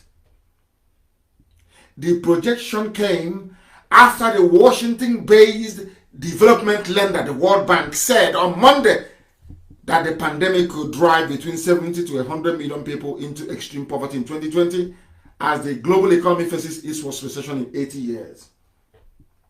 This is what you get when you put Fulani in power. Your life is a complete mess. A complete mess. Yes, as our people are writing from Facebook, Chima, and also, of course, you have attention seekers everywhere. If they don't come to make noise, how are corrupt politicians going to give them money for data? They must make noise. That is who they are. They must make noise. Always, they must make noise. The zoo is going to have their own fair share of poor people all over the world, only in the zoo. Tomorrow they will say, we are Nigerians and we are proud. Very, very sad indeed. Let me try and take people. There are people are calling and calling. I don't know if at all they're paying attention. The caller on the phone, can you hear me?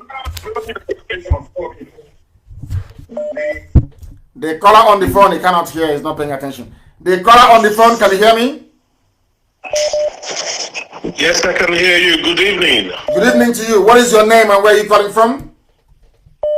Good evening. My name is Henry Nnabugu, or Uche Nnabugu. I'm calling you from Southeast London. Thank you very much. Please go ahead. Okay. Well, first of all, I'm just so elated tonight, talking to you directly. Mazi, Nnamdi, Kanu, you've been a very big inspiration, and what you are doing at the moment is what I have always grown up dreaming to do. And but God has called you, and all we have to do is to support you. And if you mark my name, you will find that I've always been supporting you. I'm supporting you, and we're in this battle together. So the least we can do is to keep praying for you, fighting for you the best we can. I'm very happy to talk to you tonight, just to encourage you, to let you know, I know that the Spirit of God is with you. So it's not that I can't do anymore, but just to let you know that you are not alone. We're all behind you. This is what we all want. Thank you. Are you hearing me? Like the world, not just me, the whole world is listening. Over 1 million people are listening. That I know, for conservatively speaking, of course. Please go ahead. I'm very happy talking to you. You're my brother. And, you know, I'm just so overwhelmed that I can get through to you and actually talk to you directly. I'm so happy. And after this, I'll be finding a way to get through to you. There are things that I need to talk to you about, which are not really for, you know, general or public. Try and call back immediately after this very broadcast. You call me back and I will take your call and we shall discuss. Thank you very much, okay, Uche. Thank you for calling. Can I just say one thing of before course you you may. go, please, Mazi? Go ahead. Okay. Now, about your guest tonight, your prophetess guest from the U.S. Our prophetess, not just mine. She belongs to all of us. All of us. All right. Our prophetess guest tonight. First of all, I like to, I appreciate you for being such an open-minded person. You have demonstrated tonight, you know, that against what people are saying about you, you are open to diverse opinion. You listen to everyone. You're not just imposing, you know, your beliefs or thoughts, but, you know, you listen to other arguments.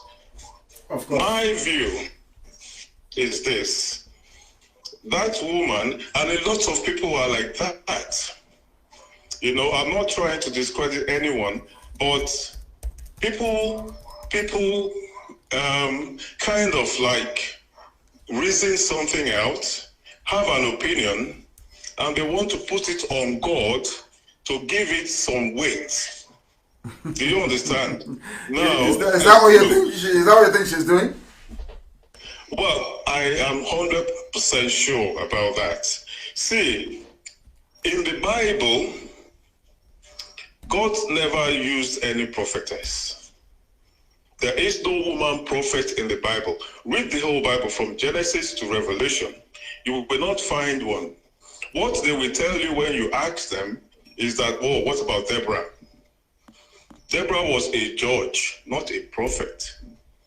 And when God appointed Deborah as a judge over Israel, he said to them that it was as a punishment to the men of Israel who were disobedient to him, so that you know that it wasn't really in God's plan that a woman should be a prophet.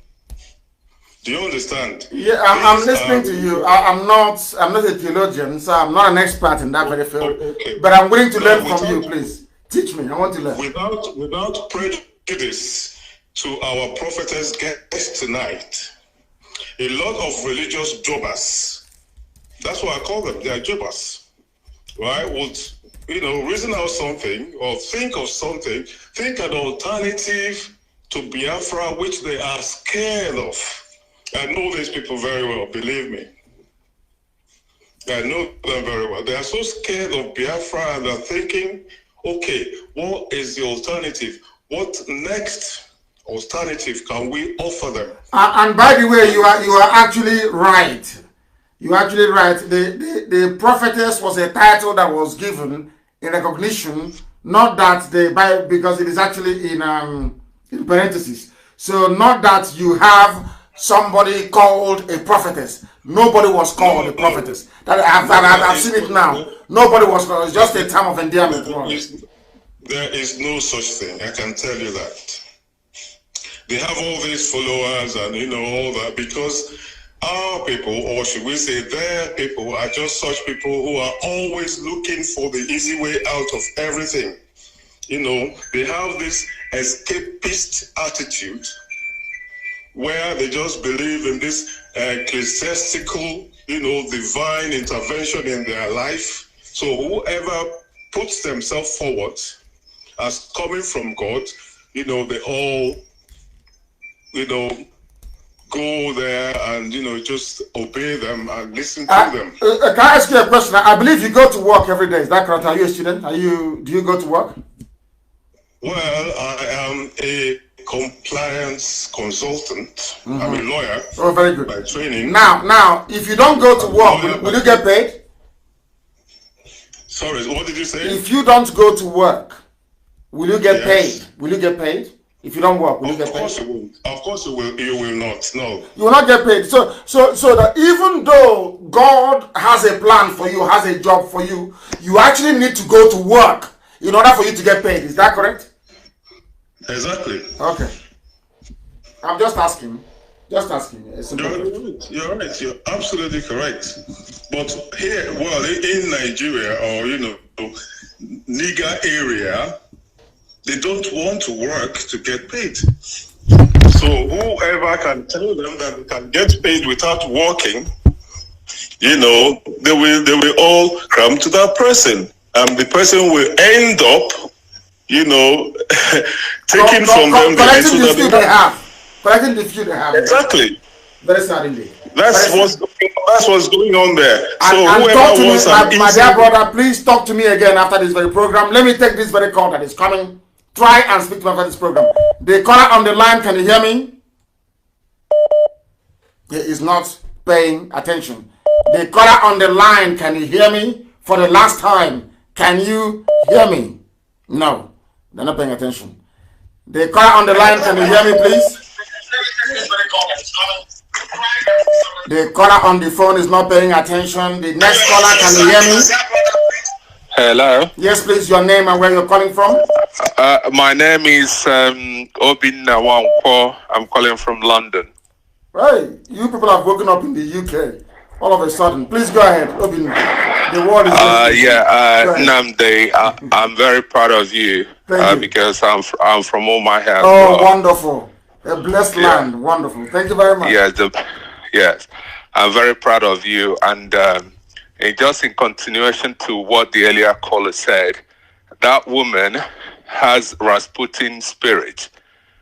They always go. Please take it easy on her, please. I happen to I don't know. She came and she spoke very well. So I do have this. The Rasputin spirit I'm referring to is those who go to the Tsar. Always they have something from God. And that shouldn't be the case. What we are pursuing is logical, is straightforward, is 1 + 1 is 2. Yes. That is what we are looking at. It's not what God is going to do. God is not going to miraculously. Freedom is free. But in the history of mankind has fought for freedom at each point. However, it's free. But we must fight. Okay, you're saying that freedom is free, but you still have to fight for it. You still have to fight for it. Even in Cuba, it took 5 years, 5 years plus for them to get a Cuban revolution. You still have to fight for freedom. It's not just free, but you still have to fight to obtain freedom. But let me ask you, let's have this conversation now. Do you think that, let's put it this way, so anything designed to kind of, do you believe that even within the present condition of the zoo, that any devolution of power is some kind of freedom fighting as well? Do you believe in that? No. Even restructuring? No. It is not? No, it would never work. Okay, go ahead. Restructuring will never work. Restructuring is not the path of freedom that will liberate Nigeria. Everyone got to go back to their region, to their villages, to their hamlets, to build from the bottom up. Oh, okay. If in the future, if people decide by way of enlightenment and attainment, if people decide to join together, let them decide in the future. But at the current moment, freedom means total freedom.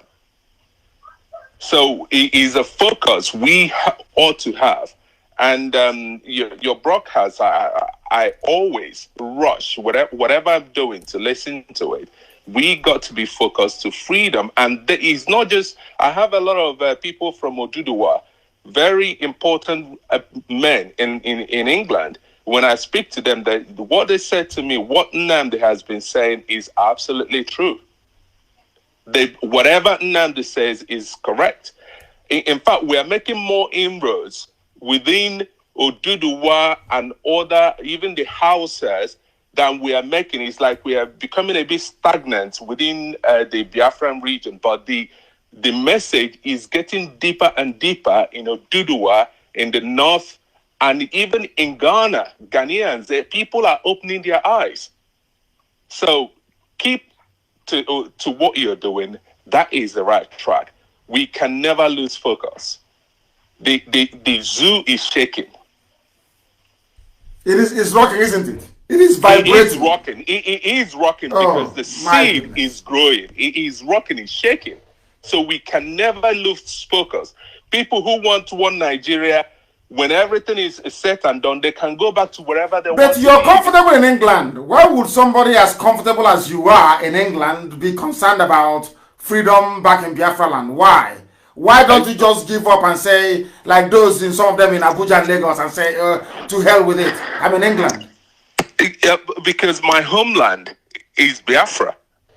That is where my ancestors were born. That is my homeland. And the freedom of my people, the freedom to go to their farmlands, the ancient farmlands, to go to, in my dialect, they call it go to Uhu and go to ancient home. It is something that is our right, and we can never lose sight of that. England, my children and my grandchildren are not English. As much as they were born here, they are raised here, but still there is a place called Uhu. You should understand what I'm talking about. Of course, yes. Homestead, where you come from, yes. Your roots, where you came from. So that is why we must fight for Biafra to come to pass. Thank you very much, my dear brother. I am very grateful. Thank you very, very much for that. The caller on the line, can you hear me now? Somebody's on the line, they don't speak. Can you hear me? +7. Can you hear me? Not serious. The caller on the line, can you hear me? Yes, good evening, I can hear you. Mr. Nnamdi Kanu. Thank you. Please raise your voice. Come away from your system and raise your voice, please. Your name and where you're calling from. Okay, my name is Isioma Emmanuel Ejimadu Anele. I am from Imo State. Hello? I'm listening to you. The world is listening. Please go ahead. We are all listening to you. Hello? Go ahead. Yes, I've been trying to reach you. Even the other day I tried to call in, but I couldn't get you because there's a lot of callers. I'm calling today just to make a point on what the prophetess said. I listened very carefully to what she said. First of all, sorry to take you back. I live in France, in Pau. So I am a singer-songwriter. I sing in a church, and I see a lot of people who call themselves prophetess here. And most of these people, they are Yorubas and all that. What she said, she might be correct on her own part, but I want to clarify something. There is nothing like prophetess, even in my Bible. Are you serious? Yes. But how about this very part in Exodus, where it says, and Miriam prophesied, and Miriam prophesied. Is that a different translation? Is it a translation, or is it called a translation? That's a different translation. Miriam prophesied, like you can prophesy to yourself. what you want. Like you can prophesize, I want this, I want this. That's not a prophetess thing. Miriam prophesies. It's a different translation. Now, this woman that have come to say these things, all we want is Biafra. We want Biafra to come. We don't want restructuring or one Nigeria. These things she saw is at the past. I will put it on her that she might have seen something from the devil, because devil also give visions. Devil give bad visions to people of God. Yes. Devil does that, because if it's from God truly, God will send it to people, someone like you who is a freedom fighter. God will send that same vision to the Nigerian government, who are the bad people. God will send that vision to someone, or maybe to Aisha Buhari, so that he will open their eyes and see if he will tell them that this is what I want, this is what should have been, this is what they have seen it, my dear sister. They have seen exactly. That vision is division. The vision they are seeing is division. And that's what they're running from. That's why they don't want restructuring either. They don't want anything to tamper with the zoo. They are seeing the vision, and that vision is division. Go ahead, please. Exactly, sir. So that woman, to me, I think is wrong. What she saw was not the correct thing. What she should be seeing now, that's why I made the comment, she should go back and pray and ask God to show her correctly what she saw, because that is not the real thing. What she should be seeing now is Biafran freedom and how Nigeria is going to be destroyed. Because God is at the edge, that because God he has turned back on Nigeria already. Because I see it also in my visions also. I see things about Nigeria, which I can't come on, I don't want to be saying it, but I know that that is not the right thing from God. So we shouldn't listen to that woman, because some people are like that. I'm sorry to say, I'm not castigating her. Some people are like that. They all use charms and juju to do all this prophetess thing, and, just to get money from people, to prophesize to you, they'll tell you this, you become this. That is all a lie. Thank you, sir. Thank you very much, my dear sister. Thank you very, very much for that. An eye-opener, if I may say. The caller on the line, can you hear me? I have a caller on the line. Can you hear me? No. The caller on the line, can you hear me? Yeah, Mazi, I can hear you. Thank you very much. I'm calling from Las Vegas, Nevada. From Las Vegas. In Abacha and Las Vegas. Are you doing gambling? I can't do gambling. I know in Vegas they don't have gambling. Please, your name once again, if you may. My name is Chim Oduze, Mazi Nanika. Oduze, welcome. Thank you very much. Please go ahead. Yes, like what our prophet has said, if God so loved Nigeria that he has been giving us Obasanjo, Gowon, Buhari, even our brother Jonathan. Now, this kind of love okay to grow or the you guys are making me laugh, honestly. This Biafra we are fighting for, two major type of people are most threatened. One, our political leaders, two, our religious leaders. No matter the front they come with, no matter the name they come with, prophetess or bishop or his royal highness or his holy of holies, whatever thing they come with, they are threatened because of they have laid so much foundation on. They've been ripping off our political leaders have been ripping off. We will cry to them. They will take the little ones we have in the name of tithe and seed and offering. So they are most threatened. Now people talking about restructuring because of I commented on Mazi post today. They've been talking about because of this restructuring they killed 5 million Biafrans, Igbos in 1967. Yes. 2020, yes. 2020, they're still talking about restructuring. Then I asked them after how many years? After how many years? After how many years? 50, after 53 years. 53 years. After death, after killing 5 million people, confab after confab, constitutional conference, everything, even 2014 here, only yesterday. Yet he hasn't come. And yet God wants to still give us the same thing. I don't understand. At this level, we're not supposed to be deceiving ourselves. They've used that word to deceive us, to delay us for a very long time. We're no longer going to stand for that word. You want to restructure a country that doesn't have a structure. How can you build it? How can you restore? How can you build? Look, you want to build a 3-bedroom flat on a bungalow. You first of all scatter the bedroom flat and start to build a foundation that will carry a 3-bedroom flat. You scatter the bungalow and build a foundation that will carry the 3-bedroom flat. You can't build a 3-bedroom flat on top of a foundation of bungalow. It will collapse. So there's no structure to be restructured. Now you're talking about restructuring. Because of restructuring, common sovereign national conference that was not even supposed to touch every part. So it was meant to aid a little part of the structure. They vowed that they would dismantle Jonathan. They chased away Jonathan because of him calling for sovereign national conference. How does that make sense to anybody? There is small common electoral reform that they ask them. Reform electoral reform now so that people can vote from any part of the world, so that there will be accountability. So that when they're after election, within 1 hour, there will be a result to be announced. Common electoral reform. They cannot do that one. Now you're talking about a whole restructuring. You're talking about them. They've gotten us where they want us. So what you're saying is that even the simple things they can do to make life better, they cannot do it. Talk less of a much more bigger thing that will bring freedom to people. Common electoral reform. Common time, this little one, they cannot do it. And you're talking about collapsing a nation. The structure they take away the oil wealth from Dantata, take away the oil wealth from Arakija them. And that is the structure we're talking about. Taking away the oil wealth from them. And you want to restructure that. You want to sit down and listen to you. You want to give the Southeastern region economic independence. That is the structure we're talking about. It cannot work. It can never work. Nobody's talking about the structure. We're talking about a total decimation, total destruction of that evil jungle, evil forest they call a country. After 60 years of independence, there's no electricity. There's no common running water. You want to restructure. Restructure what? Prophetess come and give prophet. We should stop listening to these people. There's one person God has given out to us, which is Mazi and Kanu. Then they know. Then they are doing every nonsense. Prophetess, we have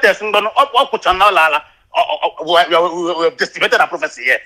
Mas, thank you so much. God bless you for what you've been doing. Thank you very much, and bless you too, my dear brother from Nevada, from Las Vegas. But he is not in a casino gambling away his life. He is working very, very hard to sustain himself and his family, and also to support this very effort we're making to free everybody. I saw somewhere in the Bible, I saw somewhere, and Miriam the prophetess, the sister of Aaron. I don't understand this one anymore. This is another, because I've been going through the various translations. That is why if they can harmonize all these things to make life easier. In some Bibles, there is no female prophetess, depending on the church you're going to. And in some other ones, there are. So they need to harmonize this. So to be very clear, I'm looking at it here. I think Exodus 15, 20. And Miriam the prophetess, the sister of Aaron. This is another translation. It's also, oh my goodness, it's so confusing sometimes. Thank you very much. I don't know who else is on the line. People are calling today. Let us try and take their calls if they want to speak to us. The caller on the line, can you hear me? Yes, please, your name and where you're calling from. Thank you very much. My name is Nnamdi. I'm calling from Iguacha. From Iguacha, our capital. Please go ahead. Yes, sir. Thank you very much, sir. Sir, I've been listening to what the prophetess has been saying, and frankly speaking, I'm not convinced anywhere of everything that she has said. So you can't take away anything from what she said? You don't believe her? Yes. One bit, not even a single word from her. Because I don't understand why God will allow. Let me say this. These are not. Let me say that Biafra did not die, but 5 million people died. Why will God allow 5 million people, innocent people, children? I have seen the children, innocent children, from a year, 2 years, and 5 years and 7 years. What were their offense? That God will allow them to die, to suffer such pain. I'm so pained in my heart because I don't know why would God allow such thing. I was trying to send a message to know that to ask her, does human being create a nation? Just answer the simple question.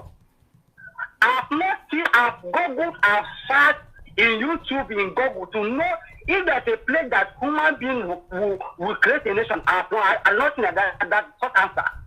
It doesn't exist. There is nowhere in the history of man except Africa that a human being can come and be credited with it. Do you know what insult that is? Do you know how insulting it is?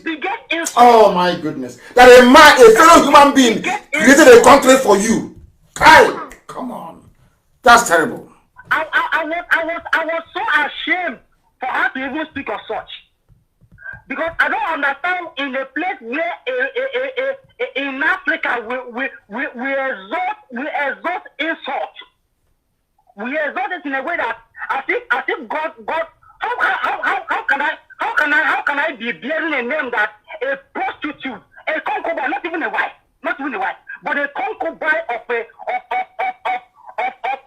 murderer will give me, and I can never accept it. I can never ever accept it. I don't know how to comprehend this. I've researched after all of it. I've researched everywhere, but I don't see where a human being can create a nation.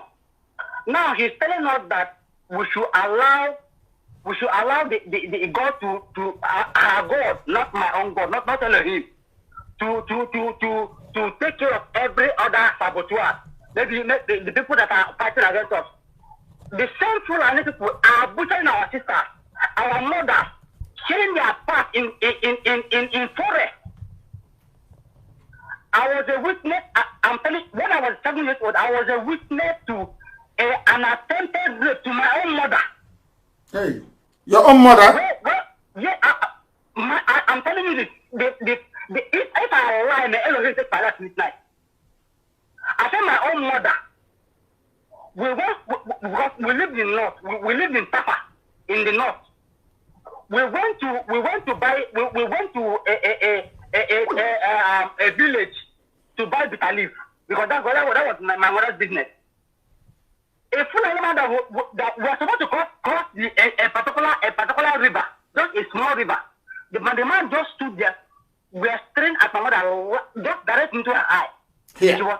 She started. We could not cross, and the man could not cross. So when the man let her cross, she with his knife, she attempted to rape my own very front.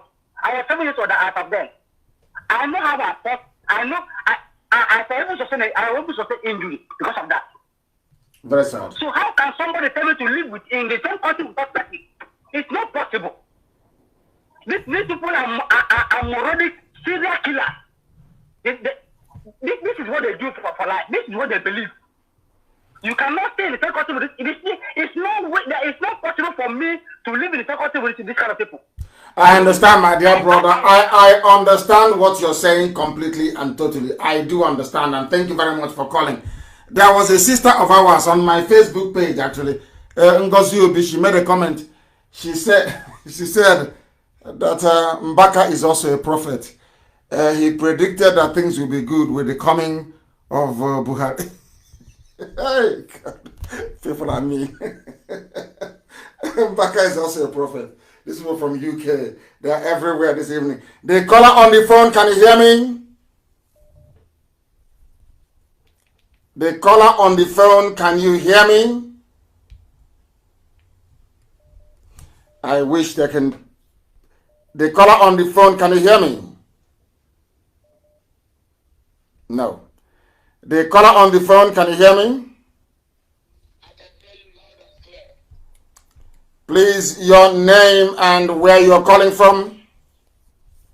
My name is Onyeka Chinwakweze. I am calling from Toronto, Canada. Thank you. Please go ahead. Mazi, my able leader, I will start today by saying a word of prayer first for you.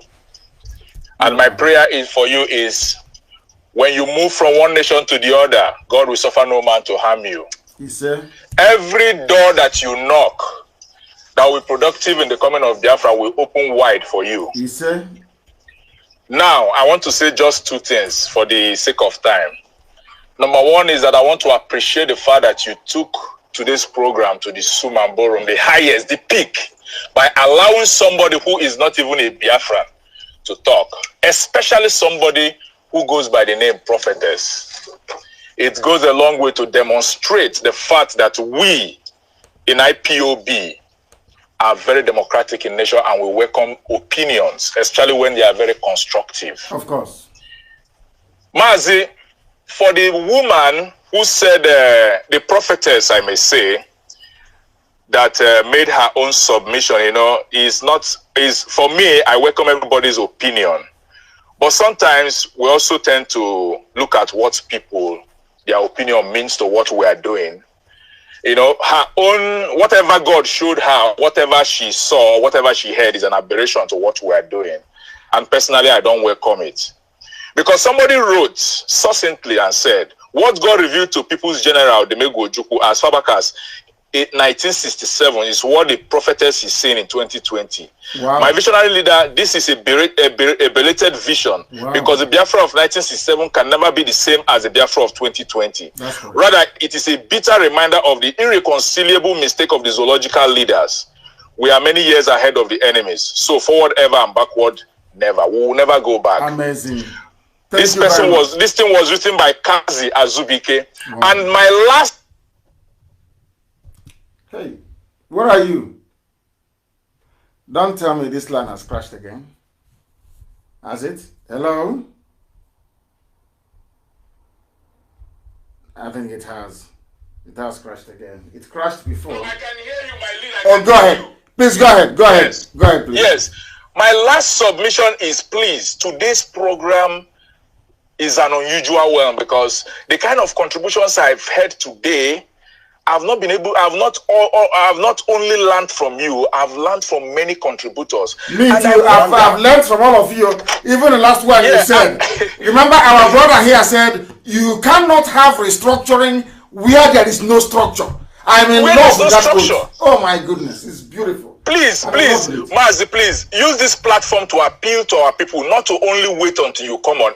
We have various radio stations that they can call and educate us. The two people that spoke from London, they are very seasoned professionals. Yes. You know, every other person that has spoken have spoken very well. We need them to come to our radio, the USA radio, the South Africa, the Biafra land, and talk to our people. This platform is a citadel of learning. Please, Mazi, may Chukwu continue to bless you. Whenever you speak, may you speak wisdom to us. And when we hear, may we not be only hearers, but also doers of the word. Thank you and God bless you. Hey, Mwachineke, he said, thank you very, very much. Thank you very much for that. The quality of callers we are having today is just amazing. Absolutely amazing. It's unbelievable. You cannot have, please, can somebody post this on my page, please? I don't know his name. Oh, I wish I knew his name. Just say from a caller, you cannot have restructuring where there is no structure. Does Nigeria have any structure? I don't think so. I do not think so at all. Don't tell me this phone has crashed. This is absolutely pathetic. Absolutely pathetic. It keeps crashing. I don't want to do bad market for them. For iPhone, but they're not doing very well. The caller on the phone, can you hear me? Yes, sir. Mazi, good evening, sir. Good evening to you. Your name and where you're calling from? I am Prince Samuel Ernest. I'm calling from Dakar, Senegal. Your name is Onyechukwu, not your Igbo name. I don't want to hear that again. All these English names to make me sick. Your name is Onyechukwu. Please go ahead. Sir, please, I want to thank you for all the privilege that you have given both Biafrans and non-Biafrans. But my very opinion to what the so-called prophetess said is that I don't want to hear such a thing again.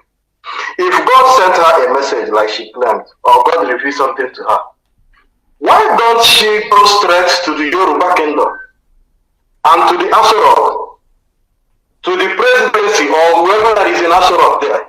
Why don't she reveal the same thing to them?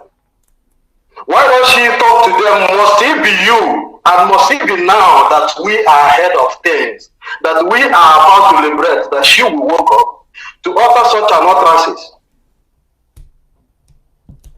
To me, I don't value such a thing because she has no idea what Biafrans have gone through and what the Eastern region people has ever gone through since 1960 till date.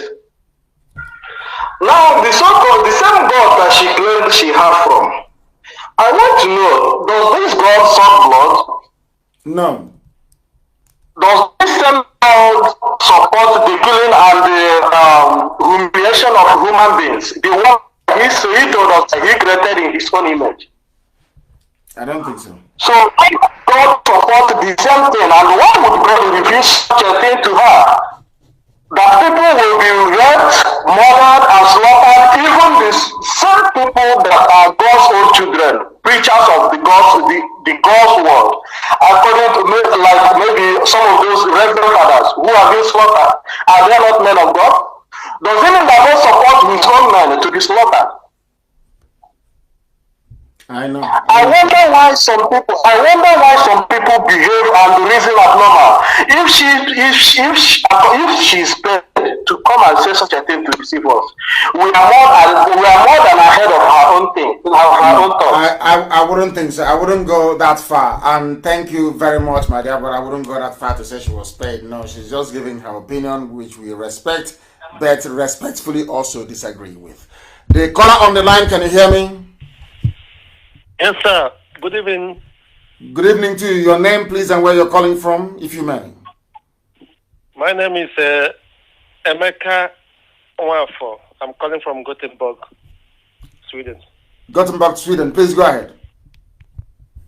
I have two things to say to you, sir. Please say it. We don't like to mention about the woman that spoke on the platform today because everybody has his or her own opinion. And we don't like people to give her more attention because if you know in spirit and if you see in spirit, you know that everything has come to conclusion about Biafra. This is her own opinion, and everybody, if you understand, as Bible made us to understand, everybody is a small God. God speaks to everyone. So that shouldn't be a topic. If you listen to what I was commenting on when you were speaking to her, I mentioned something. I said, you want to get me angry by, but all of a sudden I said, anyway, we are practicing democracy. That's all. Yeah, democracy, you must listen to people, even those you disagree with. You must listen. You must learn to listen to those you disagree with. That is the essence of democracy. Of course. Yes. Of course, sir.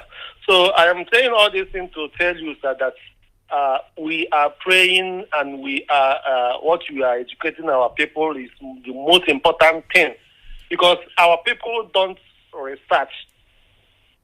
They believe on what people told, but they don't research, because every time you come on air and you say something, I go to my table, I research and say, yes, what you are saying is right. So, and I speak to my people. Don't ever believe anything that someone is telling you. Try to do your own research and come up with facts and figures. That is whom we are. So, as you are educating us and giving us all these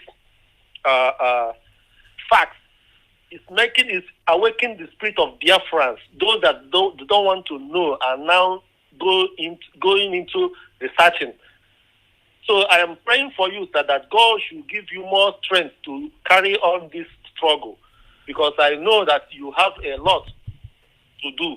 Because when you liberate us, you liberate the soul of the Biafran. Not just that we got the freedom, no. But when you liberate our soul by reasoning like a Biafran, you have done a great job. So please, sir, continue doing what you are doing. God will be with you, sir. He said, thank you very much for that. Thank you very, very much. Let us see, maybe take one or two more calls and we call it a day. The caller on the line, can you hear me? No, he is not paying attention. Not paying attention. Can you hear me? The caller on the phone, can you hear me? Yes, I can hear you. Yes, please. Go ahead. Your name and where you're calling from. It's Choka calling from Sweden. From Sweden, please go ahead. Yes. And Director, what I want to chip in, because every time people are talking about we should not discuss religion, like what the prophetess said. When she was saying it, I was so angry. I will tell you the truth. I was like, these people, I have never seen anybody that came to, because all the people that have been prophesied, can I say, or giving a vision or dream they had concerning Biafra have never said such a thing. According to what you answered her, you told her that the mouth of people is mouth of God. And so many people have prophesied for Biafra and freedom of Biafra. She's the only one that, even from that Yoruba part, they have many prophets or many pastors or many reverends. They have said such a thing that only what they are seeing is a bloodshed and after division, and everybody will be on his or her own, and everybody will have his or her own freedom. She's the only one that I have seen that came out saying that she saw. But what I'm asking myself when she was saying all this is, have this woman ever been in the northern part of Nigeria? Because if this woman has been in the northern part of Nigeria, even before this whole scenario that is happening now, coming down to the east, you will see that our people that are living there, every minute of their life, every day of their life, they are living in fear. When I went there, for 1 year I sat there, I was like asking myself, why are you people comfortable where you are living in fear?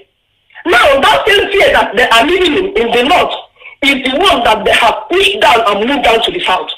And even when you from here went down home, you will be living in fear, even in your house. You'll be afraid in the night what will happen. Because it's happening now. Even in my own village where I'm coming from. The last year when I went home, one man they cut his head and they raped one, the same animal. And these people, all these people that are prophesying about one Nigeria, they don't prophesy and give solution. These people always came out to prophesy. That is what I have seen about them.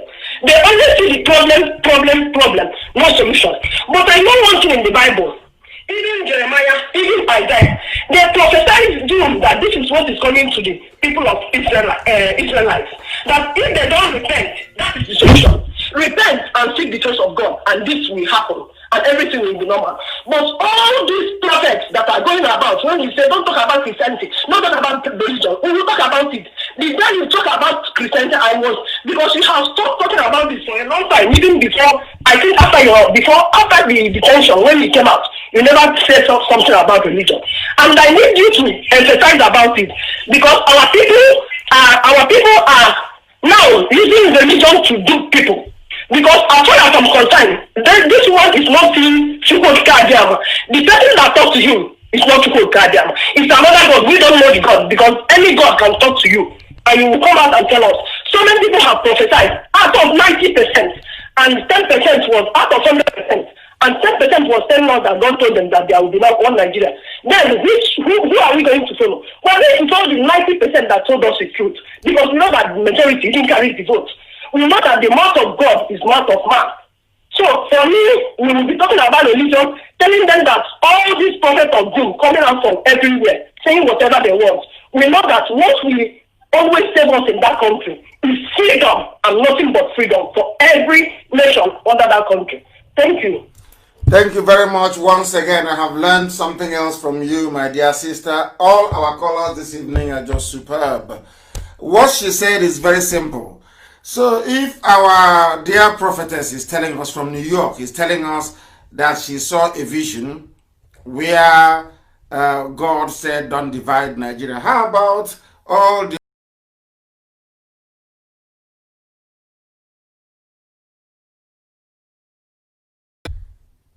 So who do we follow? Who do we follow? Let us take this very call. The caller on the phone, can you hear me?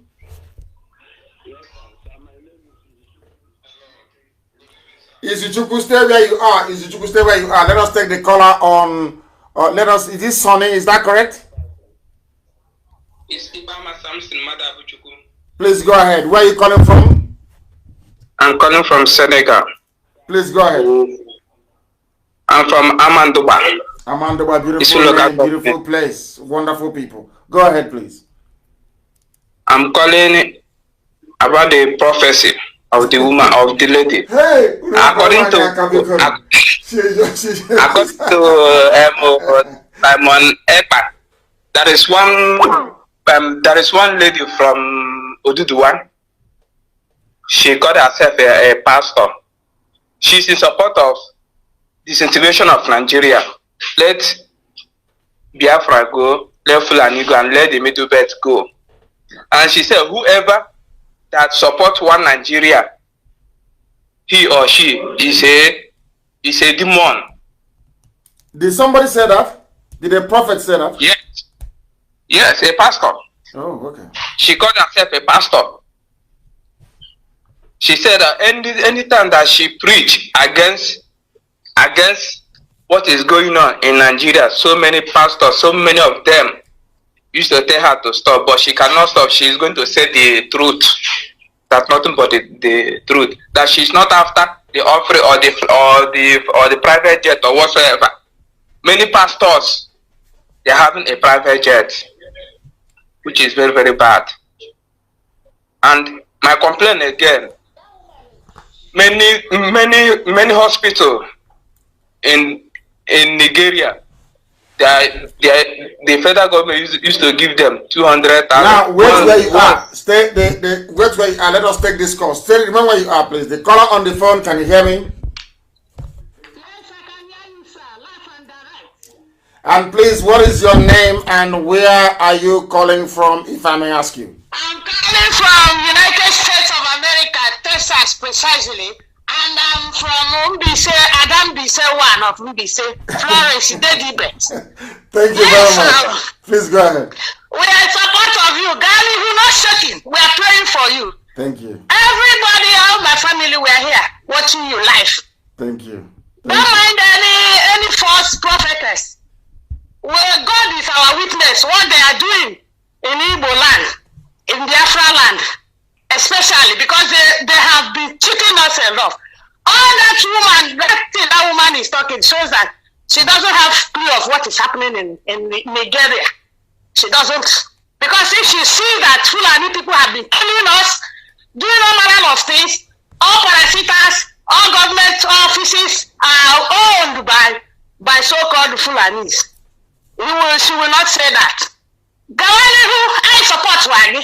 We are with you. Thank you very much. Jesus. You say? You say? You say? Found affection against you. We never prosper. In the name of Jesus. You say? You say? Yes. Thank you. God that created all of us. Of course. And everybody knows that those people have been doing so bad, so many things to us. Don't forget about this, our saboteurs. They will know. They will.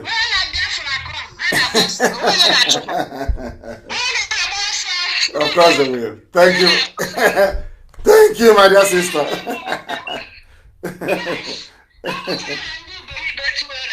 Respect my foot. Don't mind them. Thank you. To support all their own hand is ego na-enweshi n'ọdụ. Anya gbamchichakwa ha. Gawa ngashike esogi n'azụ. Onweghị na gị ebe gị n'aha He said, thank you, my dear sister. Oh my goodness. Hey! Oh my goodness, these people are too hot. Even those in America, those in everywhere in the UK, everywhere so hot. In Australia, that's who we are. Formidable and unstoppable. We have respect for divergent views, but we are set on accomplishing this very mission that Chukwuka Abiyama said this very generation must accomplish. And that is why we are unstoppable. Unstoppable. Our march is relentless. And freedom is the ultimate goal. It doesn't matter what the devil does. It doesn't matter what darkness does. It doesn't matter what gossipers do. In fact, I welcome it and I love it. When I go into social media and I see IPOB everywhere, hey! I'm so happy. Because every publicity is good publicity. Very, very important. And that is why we have preached this very gospel this evening. To remind everybody that the zoo is unsalvageable because, as our brother said, you cannot have restructuring when there is no structure. Another one said, what Ojukwu saw 53 years ago, a vision Ojukwu saw 53 years ago, people are not just seeing it now. That restructuring that Ojukwu did not bring, that Aburi that Gowon failed to implement, that same restructuring that confab after confab never delivered. Is it now that the Janjaweeds are in power with no president? And by the way, has anyone seen Oshibajo yet? Has anyone seen him? You know, I'm giving them a false sense of security. I just want them to think I've forgotten. And then I will hit them very hard and below the belt this time around. They think we've forgotten. They are dreaming. But I thank each and every one of you. I thank our dear sister, Prophetess Oshibajo from Bronx in New York. We thank each and every caller, every listener, wherever you are. Somebody just reminded me. I said 1 million people because by the time this program is over, if you give it 2 more hours, you will hear or you will know that nearly 2 million people have been reached. And out of that, nearly 1 million would have listened just via my page. I'm not talking about YouTube. I'm not talking about FM. I am not talking about satellite television. And I'm not talking about Radio Biafra app or tuning or Radio Garden and the rest of it. Everywhere around the world, people are waiting to embrace our freedom. And that is why we say that here, there is no subject that we cannot broach. There is nothing we cannot discuss. But I must say to our people that respect is reciprocal. Keep your mouth shut and nobody will talk about you. As for respect, we shall respect those that deserve it because, again, respect is reciprocal. If they respect us, we respect them. Respect for our elders is in our DNA. We must respect those who respect freedom. We cannot respect those that keep selling us short to our enemies. That is why our resoluteness can never be questioned. Allow me to repeat, we shall respect our elders. Yes, because I too, I am an elder.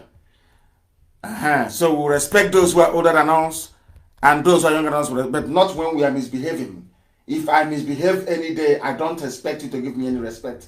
I expect hatred and venom in return. I don't even deserve pity. Because I know I would never fail. I know I would never, impossible. From now till the kingdom come, impossible. I can never. Impossible. Because I know my mission on this very earth. That is why we proclaim with every certainty, with every assuredness, and every conviction, for those who do not know, that to us Biafra is much more than even freedom itself. Biafra is beyond the comprehension of mere mortals. To us, this family, this IPOB, Biafra is in fact our religion. And here on radio, Biafra is where we worship, because Elohim Adonai El Shaddai is our God. From me, from here, it is good evening.